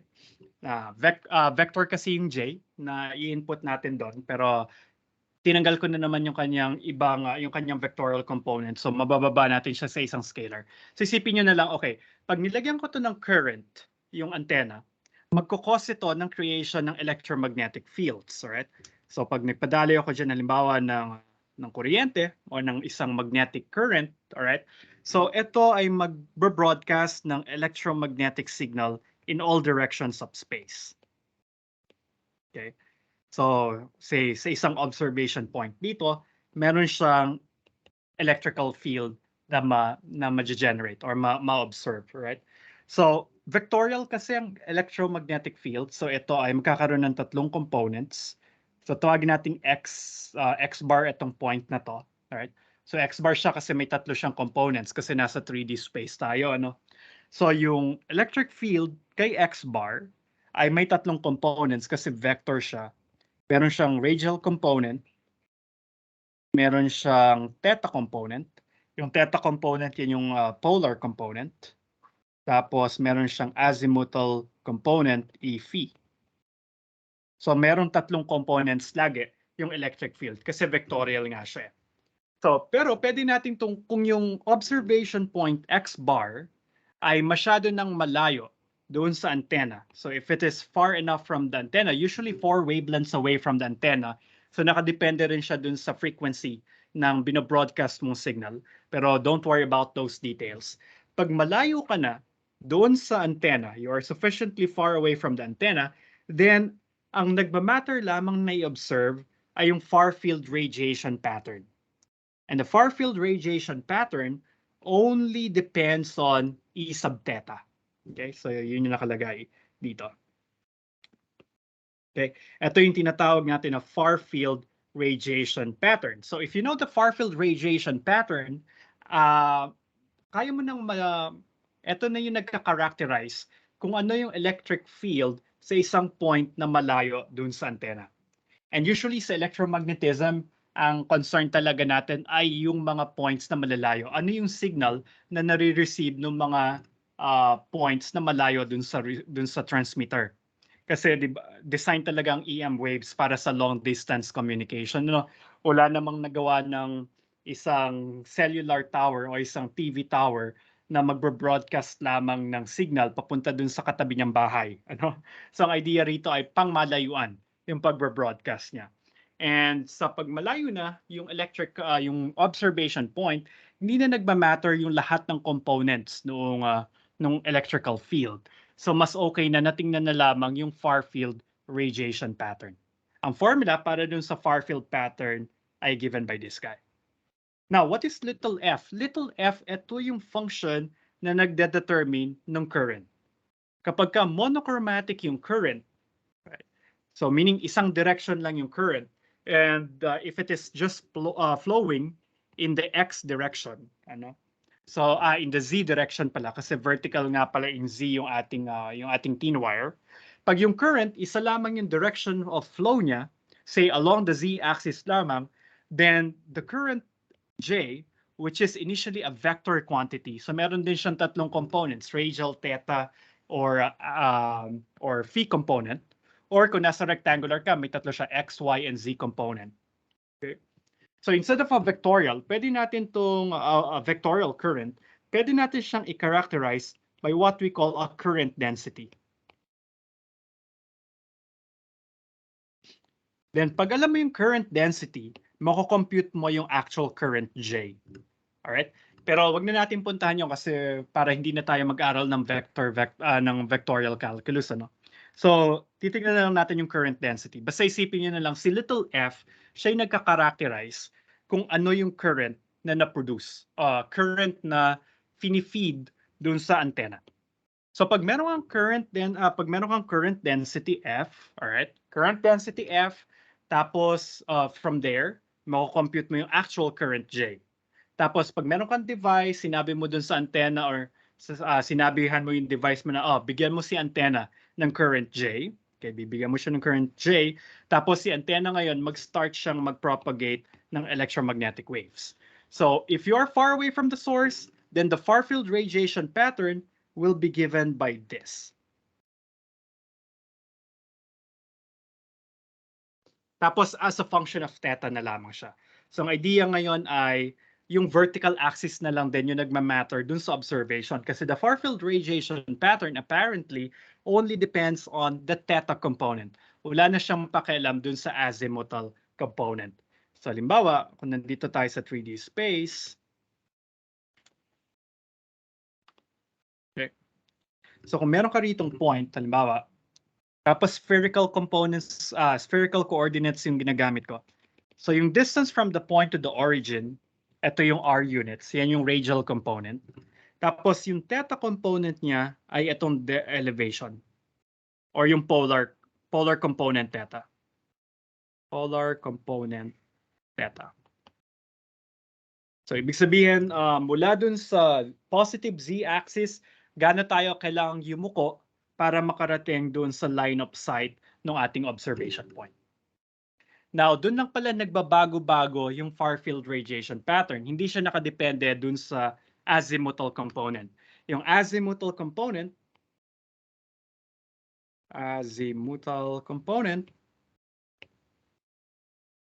siya naman yung nanggagaling sa positive x-axis. Tapos, ipaproject ko to sa xy plane. Diba? Ito yung projection niya. So, ito naman yung i-measure ko na phi. So, dun sa transverse plane, dun sa parang horizontal plane, hindi pala nagbabago-bago yung far field radiation pattern. Nakadepende lang yon kung gaano ka kalayo o ka-incline galing dun sa vertical z-axis. Okay? So, in summary, if we know the current density, then mako-compute natin yung far field radiation pattern. Okay? Pero yung problem of interest natin, pabaliktad. Ito yung tinatawag natin na forward problem. If you know little f, we can compute capital F. Pero ang gusto ko ngayon ay baliktad. Meron akong gustong i-project na na far field radiation pattern capital F. Gusto kong mahanap ano dapat yung current density, okay? Na kailangan kong i-feed papunta dun sa antenna para ma-generate ko yung gusto kong design ng far field pattern.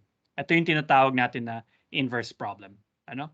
So, we are given capital F. What we need to find, what should be the little f. Okay? So, but in this formula, or actually for the entire module, okay, please make sure to distinguish between a bold and hindi naka-italize na I, from dun sa naka-italize na I. Si bold I, siya yung imaginary unit. Siya yung I squared equals -1. Kasi nahirapan ako, kasi nag-subscript ako. Itong I na to, siya lang yung indexing variable. Okay, so please do not confuse those two.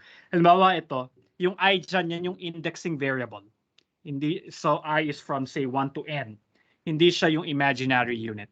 Yung mga naka-bold lang, siya yung imaginary unit. Okay? So in summary, this is what we want to do. So we are given a desired capital F for thetas between 0 to pi, okay? And we want to find, say, a continuous current density F. So continuous function to, whose domain is -1 to 1, kasi yung F ay isang function doon sa antenna. So ano dapat yung function value ni F o ng current density sa bawat point doon sa antenna? So kaya yun yung kailangan ko rito. Isa siyang continuous function from -1 to 1 such that f of theta ay equals sa sine theta integral from -1 to 1 of e to the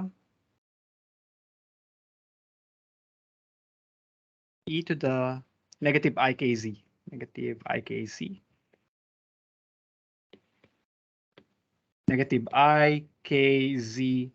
cosine theta f of z dc. Ito na nga ba yun? Double check.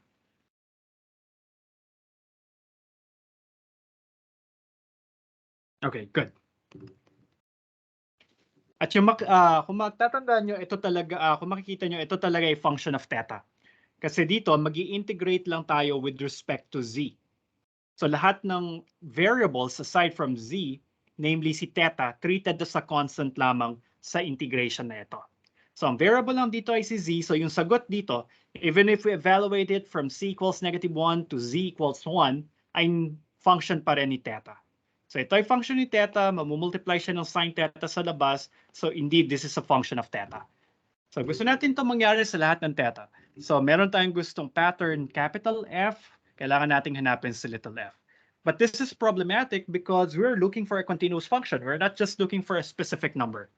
So gagamitin natin yung tinatawag na method of moments para ma-discretize itong solution, itong problem na to. So ano yung mangyayari sa method of moments? Ang gagawin natin ay hahanap ako ng template o yung tawag ay yung ansatz o yung hula para sa ano yung itsura ni little f. Kasi gusto kong ma-reduce yung problem, instead of looking for a continuous function, hahanap lang sana ako ng constants. Okay? So ano yung mga constants na hanapin ko? Makikita natin yan by choosing a nice representation for little f. So ang gagawin ko ngayon, pipili ako ng isang basis para kay little f. Ang napili ko dito ay yung Fourier basis. So ang gagawin ko rito ay si f. Ang hula kong form o yung magiging template ko para kay f ay summation siya ng mga constant ci times function b psi bi of z I going from 1 say until capital N, or I think I used little n. Okay. Tapos ano yung mga biz? Yung mga bi of z, sila ay yung mga Fourier functions. Ito yung itsura nila. Okay? So yung mga b sub I, alam ko na yung itsura nila as function. Sila yung mga sine of I pi times 1 minus z over 2. Now, ang hula ko si f ay linear combination lamang ng mga biz. And that is fine because we know this forms a basis for the set of continuous functions on the set -1 to 1. Ibig sabihin, lahat ng functions from -1 to 1 ay pwedeng isulat as an infinite linear combination ng mga functions na ganito yung itsura. Okay? So kaya valid na isipin ko na, okay, si f pwede kong isulat in this form. So yung mga b sub I ay predetermined na. Predetermined na yung mga b sub I, sila na yung mga functions sa atin sa taas. So para malaman ko kung anong itsura ni f, dapat malaman ko ano dapat yung mga constants c sub i's. So the search for an unknown function f is now reduced to finding constant coefficients C sub i's. Okay? Is it making sense so far? Kasi ang hirap maghanap ng function na little f, ano? So, ang gagawin ko, okay, si f, kunwari, ito yung itsura niya. Which is valid kasi nga basis yung Fourier set, okay? So, sulat ko siya na constant times a Fourier, all right? Tapos kukunin ko yung sum ng mga products na yun. So, ito na yung template ko kay f. So, hindi na ako naghahanap ng f. Naghahanap na lang ako ng C1, C2, C3 hanggang Cn. Now, what's the good thing about that? Ngayon, pwede kong palitan si f dito, okay, by this guy. So, mapupunta na siya dyan. Alright? Tapos, I can manipulate it a little bit further. Okay? So, gagamitin ko yung pagiging linear ng integral. So, ang integral ng finite sum ay sum lang ng mga integrals. So, pwede ko itong isulat as sine theta times summation ng c sub I times integral. So, nasa loob ng summation yung c sub I times integral ng e to the minus I kz cosine theta times b sub I z. Easy. Alright? Alright, so yan muna, yan yung itsura nila. I going from 1 to n. Okay. Tapos hindi pa rin to pwede sa machine, ano, kasi function pa rin to ni theta. Ang gagawin ko ngayon, yung interval para kay theta, hatiin ko sa mga mesh points. Okay. So, halimbawa, yung 0 to pi na domain ni f, ni capital F, hatiin ko say into 20 points. So, halimbawa, 0, tapos theta sub 1, theta sub 2, gawin ko nung theta sub 2, gawin ko nung theta sub 3, theta sub 4, hanggang makarating ako sa theta sub 19, hanggang makarating ako kay pi. So, instead of the whole interval 0 to pi, ang gusto ko na lamang i-match ay yung f of capital F of theta sa 20 theta points from 0 to 2 pi. I-assume natin sila to be equally spaced. Ano? So, hindi ko na kailangan to ay maging equal sa lahat ng theta, pero I'm hoping that the regularity and the continuity of the solution f and the domain and the right-hand side and the function capital F will be enough na okay, pwede na dito sa discrete mesh point ko i-match yung f of theta. So again, instead of imposing this equation all throughout the interval 0 to 2 pi, gagawin na lang natin siya sa 20 test points. So f of theta I, ito na yung curly I. So lahat ng theta rito ay malalagyan ng curly I. Lahat ng theta ay curly I. Yun na ba yun? Yeah, I think that's it. And this will be true I going from 1 to 20. Okay, so 20 theta points. So, pipili ka na ng theta, plug in mo siya dyan. So, makukuha mo, ano yung desired pattern mo, evaluate mo dun sa 20 theta values mo. Tapos yung right-hand side sa bawat isang theta value, ay kukomputin mo this way. Okay, ito ay completely determined. Plug in mo lang si theta I kay sine. Tapos, ito ay constant na kasi cosine na siya ng theta I. Tapos ik, tapos si z ay variable. Si b sub I ay known function. Ito ay sine nung kanina, yung pinakita ko. So essentially, this guy can be evaluated manually. So ito ay magiging isa na lamang constant. Actually, hindi ko na kayo gustong pahirapan kasi nga may complex number dito sa taas. Binigay ko na yung formula para sa integral. Yung integral ng e to the I kz cosine theta b sub I z theta ay equal lamang dito. Sige, try ko nga i-copy paste to. Okay. So, ibig sabihin, etong integral na to ay mapapalitan nito. Pero evaluated at what? At theta sub I. Theta sub I. Okay? Good so far? So, naintindihan nyo na ba yung dapat gawin?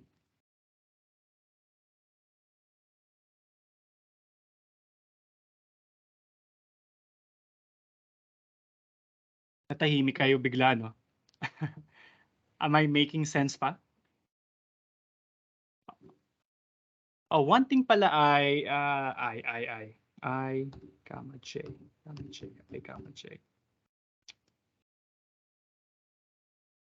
Inisip ko kung tama yung indexing ko palang ginamit. Dapat pala J, Fi, J. Tapos theta J.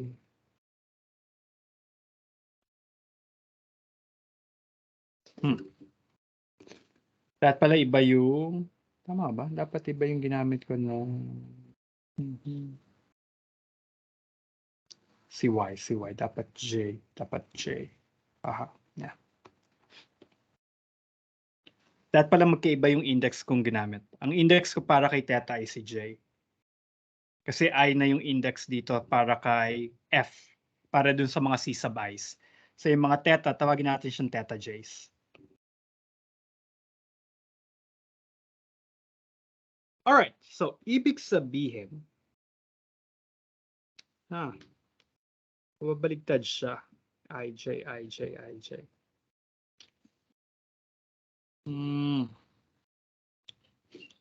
Hold on guys, parang mali ako ng matrix.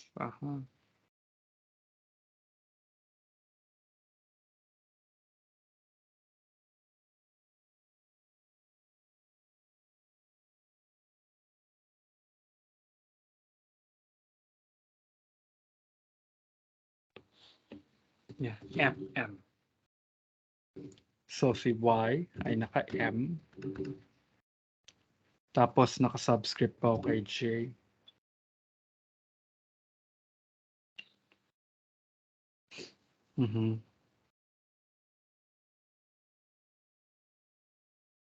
Yeah, actually lulusot naman pala yung discussion ko. Okay, good. Okay, tapos, so etong expression na to, wait, nakadepende ba siya wait, totoo to sa bawat J. Tapos, okay.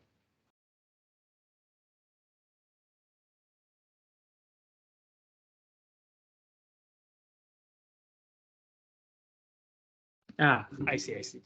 Tapos ito ay nakadepende pa kay I, kay curly I, kung pang ilang index na tayo. Kasi yung in-integrate natin na B sub I, meron niya mga curly I dun sa loob niya, right?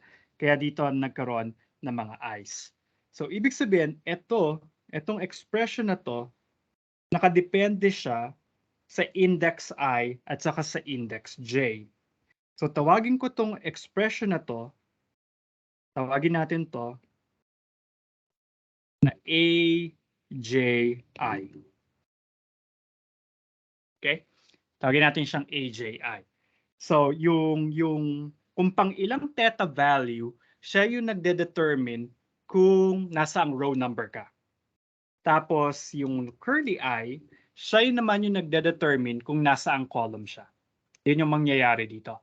Kasi we will have a system of equations na dapat totoo yung f of theta 1 equals siya dun sa right-hand side, f of theta 2 equals siya dun sa right-hand side, and so on. Hanggang f of theta sub 20 dapat equal siya dyan. Okay? Tapos so far, nakita natin na, okay, so yung f of theta j ay laging equal sa sine theta j times summation ng c sub I going from 1 to n ng AJI, where AJI is this guy. Okay? So ito ay constants na lang to lahat kasi alam mo na si J, alam mo na si I for specific I and specific J's. So I goes from 1 to capital N. I think we are using n equals 10 or little n equals 10. Tapos this guy will go from J from 1 until M, where M is 20. All right, so ganun yung mangyayari. So magkakaroon tayo ng 20 rows at saka 10 columns. Bawat isang rows corresponding to one theta value, bawat isang column corresponding to one constant, C sub I na unknown. All right? So ito na yung current system na meron tayo. Tapos pwede natin tong isulat as a linear, pwede natin tong isulat in matrix form. Kasi itong right-hand side, so magkakaroon ako dito ng f of theta 1, f of theta 2, hanggang f of theta 20 equals sa AX, right? So kailangan ano yung coefficient matrix, tapos ang C dapat dito ay C1, C2 hanggang C10. Kasi nga gagamit tayo ng 10 Fourier function. So C going from 1 until 10. Tapos bubuuin natin tong matrix na to. Now, ano yung laman ng matrix na yan? Ang laman niya ay, nasa na yung ito? Ang laman niya ay sine ng theta 1 times A11.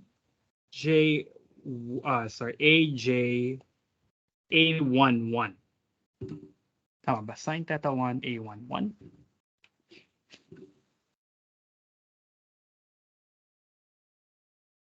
Tapos, yung pangalawang entry, sine theta 1 pa rin times A12 hanggang makarating tayo sa sine theta 1 pa rin times ano na subscript ito? 1, 10. Alright? Kasi 10 yung addends, no? So makita nyo, pag ito, minultiply ko, pag itong dalawang matrix na to ay pinag-multiply ko, ang nangyayari dito ay first row, first column, magkakaroon ng C1 times sine theta 1 times A11 plus C2 times sine theta 1 A12 hanggang sine theta 1 times A110 times C10. So ito yung makukuha kong expression para doon. Okay? Kaya ako masusulat siya into this type. And this matrix is what we call, this coefficient matrix, ito yung tinatawag natin na matrix of moments. So, just read the problem carefully para makuha nyo ng tama yung entries ng coefficient matrix. Pero yung idea ay, eto na, pinakita ko na sa inyo kung paano gagamitin yung iba't ibang parts o mga information na nandun sa problem. Because I understand, maraming kailangan mangyari or marami kayong dapat basahin para makarating kayo sa final system na to. Alright? But this system will be 20 by 10. Kasi I think 20 theta values yung gusto kong gawin nyo. Tapos meron tayong 10 basis functions na gagamitin. Right? So this is 20 by 10. Pero you were told to use crowd factorization.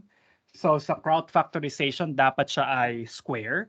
So kailangan nating buuin yung normal equation. So in one of the modules, I think in module 9, I discussed how to get the normal equation. So basically, kung meron kang AX or AC, equals B. Alright, so ito yung linear system mo. So isipin mo lang, ito yung linear system natin dyan. Okay.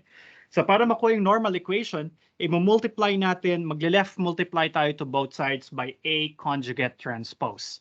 So this would be A star A C equals A star C, A star B. And this is what we call the normal equation. And this would be 10 by 10 na to. Kasi ito ay 20 by 10.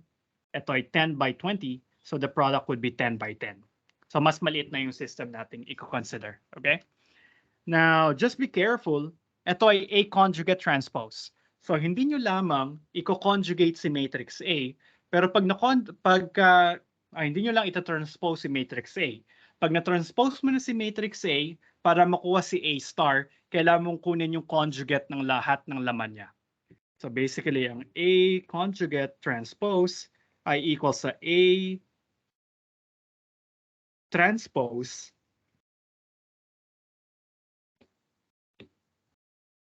tapos i-conjugate natin siya. Kunin niyo yung transpose tapos i-conjugate niyo siya para mabuo yung normal equation. Tapos dito na kayo sa 10 by 10 system na ito, magka-crowd factorization. Tapos after doing crowd factorization, hopefully, makuha niyo yung C1, C2 hanggang C10. Tapos pag nakuha nyo na si C1, si C2 at saka si C10, mabubuo nyo si F. Si little f, remember, siya lamang yung C1, B1Z plus C2, B2Z hanggang C10 B10Z. Alright? Yan yung magiging itsura ni little f. So kasi na-compute nyo na yung mga constant, sabi natin ang template natin para kay f ay ganito. Yung mga b sabis given dun sa formula ng Fourier functions. Okay? So basically, this is now completely determined. Pero wag niyo nang isulat yung buong expression na to. Mas gusto ko makita yung graph niya. Now, posible na yung mga c sabis niyo ma-compute ay complex. Alright, mga complex or mga non-real numbers. So gusto kong i-plot nyo, pwedeng magkasama, pwedeng magkahiwalay, yung real part ni f at saka yung imaginary part ni f. Para makita ko ano yung itsura niya on a coordinate plane. So halimbawa, ito yung z-axis. So ang plot niyo muna ay yung real part ni z. So from z from -1 to 1. Posible ang itsura niya, halimbawa pag ganito. Tapos yung imaginary part naman niya, baka naman ganito yung itsura. Okay? So magkahiwalay siya na plot. Then after that, pag na-plot niyo na yung f, yung na-compute niyo na f, tingnan naman natin yung generated pattern. Okay? So yung generated pattern, mako-compute niyo siya as a times c.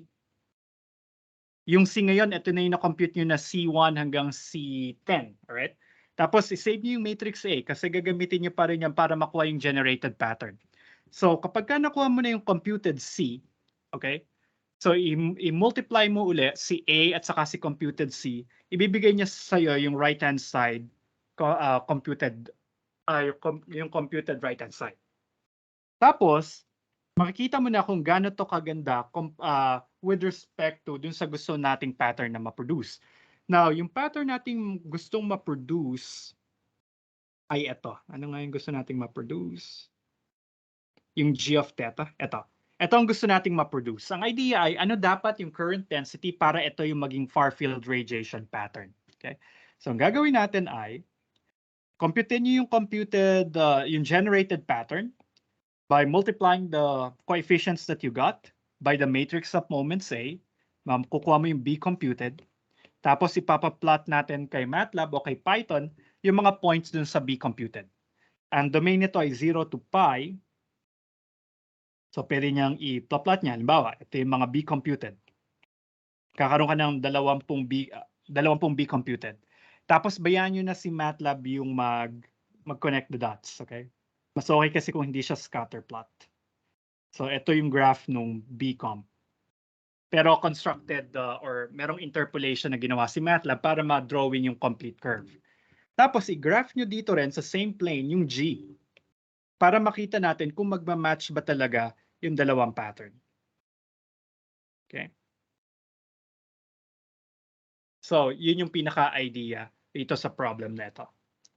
So, any questions? Actually, ito yung gusto kong gawin nyo. Ma-recreate nyo sana. Pero I'm not sure kung ganito eksakto yung kakalabasan. Let me see. Search again. Okay, there we go. Ito yung gusto kong ma-recreate natin. Oops. Ito. Ito yung itsura nung G of theta. Alright, yan yung gusto kong pattern from 0 to pi. Alright, tapos pinakompute ko dito sa estudyante na to, undergrad din to, ito yung ginawa niyang summer research project. So, ang ginawa niya ay, gumamit siya ng Fourier series, okay, para ma-compute yung system. Pero gumamit siya ng Tikhonov regularization. Pero na-discuss natin yung Tikhonov with the L curve. No? Yun yung ginamit niya. Pero tingnan natin ano yung mangyari kapag ka normal equation yung ginamit natin. Kaya hindi ako sure na eksaktong ganito yung makikita natin. Kasi normal equation yung ginamit natin, ang ginamit niya kasi ay L curve, nag-Tikhonov regularization siya. So na-compute niyang Fourier, nakuha niyang current density ay ito. Ito daw yung itsura ng current o ng current density na kailangan nating i-input doon sa antenna para ma-produce yung graph na mag-approximate dun sa G of theta. Hindi ko alam kung kita pa, yung kulay red, siya yung kulay orange or red ba yan, siya yung nanggaling sa Fourier synthesis. Pero hindi na siya masyado nakikita dun sa resolution, pero nag-overlap na halos yung prescribed pattern, yung g of theta, together over with the computed generated current, generated pattern B sub com. All right, yung A times C, halos nag-overlap na silang dalawa. Okay? So yan, sana makakuha tayo rito. Pero hindi guaranteed kasi hindi ko pa nako-compute kung ano yung mangyari kapag ka normal equation na. Kasi nga kapag ka inverse problems, usually gusto natin stable yung solution. At dito kasi may measurements involved, so baka hindi stable yung solution kasi normal equation yung ginamit natin.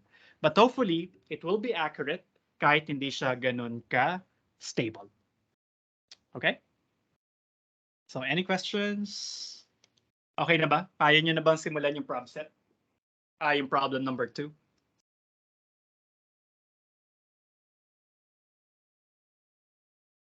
Uy, natahimik sila. May tanong daw si Michael sa 2B. Yeah, go ahead, Michael. Balikan ko lang to. Question 2B. Okay. Yung ba yung sa dito ba yun? Yeah, thank you, Michael. Kinore ko siya sa copy ko. Hindi, sa copy ko ba to? Hindi pa pala. Hindi ko pa siya nako-correct. Pero na-brought up na rin to sa akin ni Chazel yata. Si Chazel yata nag-brought up nung weekend. So, yeah, this should be A sub 20, 10. Alright? Kasi yung A, yung matrix of moments ko pa, no? So, siya pa yung 20/10.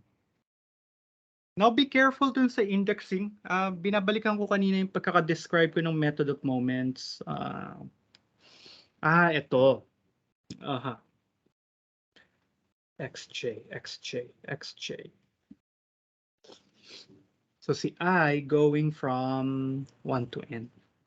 Baligtad to. Dapat to ay AJI.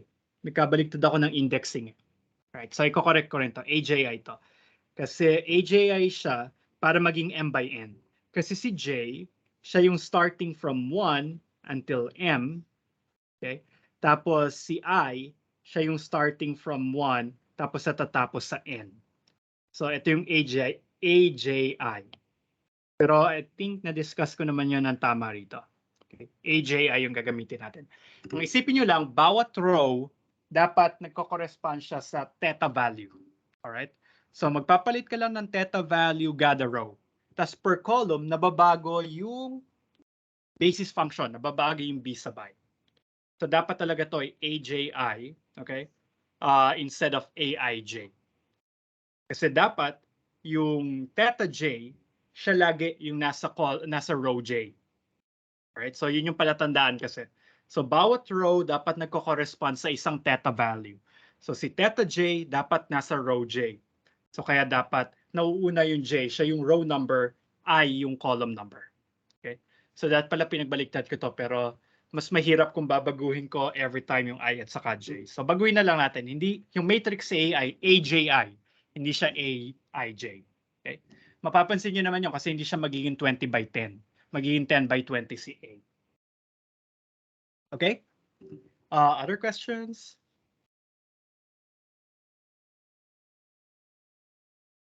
So sige, try to feel the problem kasi mas okay siya. Iba kasi yung nagdi-discuss tayo kaysa pag nag-hands-on na kayo. So try to work on it. And then sabihan niyo ako sa Wednesday kung may mga questions kayo. And update me on Wednesday kung ano yung progress because I will be open to extending the deadline. Okay? Kaya lang pag in-extend ko yung deadline, hindi ko i-move yung ibang deadline. So ibig sabihin may lab exer na tayo sa Monday. So pwede kong i-move yung deadline instead na May 19, pwede ko siyang gawing over the weekend or at the latest gawin ko siyang Monday pero may lab exer na ng Monday, ano? So pwede kong i-move yung deadline pero mag-overlap siya with other deadlines. So yun na lang yung pa-konsuelo ko sa inyo. And then another thing is start thinking about the project. I think na-mention ko na rin naman to in passing. And then na-discuss ko na yata siya last Friday. Though I forgot to write a detailed set of guidelines. Pero ang gagawin ko lang naman kasi copy-paste ko yung 174. Tapos papalitan ko lang ng specific topics na pwede nyong gamitin. So siguro more on that on Wednesday. Pero simulan nyo na maghanap ng mga kapartner. And then put on your calendars, probably you'll need a week to finish the project. Okay? So 20% yata yung final project. So malaki-laki siya. So just keep aside or para mag-devote kayo ng 1 week for the project. So again, you could do it solo or in a group of 2 to 4 members. Okay? Tapos kung 1 or 2 members, write up lang yung kailangan. Pero kung meron kayong 3 or 4 members, kailangan nyo na rin ng video presentation. So it would be a write-up plus a video presentation katulad nga nung sa 174. Tapos yung mga wala pang ka-partner pero gustong maghanap ng o yung wala pa mga ka-group pero gustong magkaroon ng group. So maglalabas ako siguro by Wednesday para ma-announce ko na available na siya ng Google Form na pwede niyong sagutan para ako na lang yung magma-match. Pero kung meron na kayong naiisip na mga ka-group, magbuo na kayo. Pero kung wala pa kayong mga naiisip na ka-group, so mag-fill up kayo by Wednesday nung ilalabas ko na Google Form. Alright? Other concerns? Okay, so kung wala na, update nyo ako about the problem set sa sa Wednesday. Pag wala nagsalita about problem set sa Wednesday, bahala kayo. I'll assume that everything is going well, all right? So just keep me posted about your progress, okay? So kung wala talaga, sir, mukhang hindi namin matatapos kasi binasa pa namin yung nobela mo sa number 2. Sige, I can extend the deadline, all right? But I want it to come from you, all right? So I want to hear somebody updating me about what's happening with the problem set, okay? All right. If that is all from you, so okay na rin ako. Medyo kailangan kong magpahinga ng konti. May hangover ako from last night. So kaya medyo hilo-hilo ako yung nagtuturo. Feeling ko ramdam naman siya or halata naman siya. Saka akala ko mawawala na yung hangover nung nagsulat ako kaninang umaga nung module number 10. Pero bumabalik siya ngayong nagdi-discuss ako na nakatayo. But anyway, pasaway kasi nagdiliwaliw kasi ng weekend. Pero anyway, oops. Reklamo na si iPad. So I think that's my signal to go. So thank you guys for joining me today. So again, I hope to hear from you on Wednesday. Until then, keep safe, guys. Bye.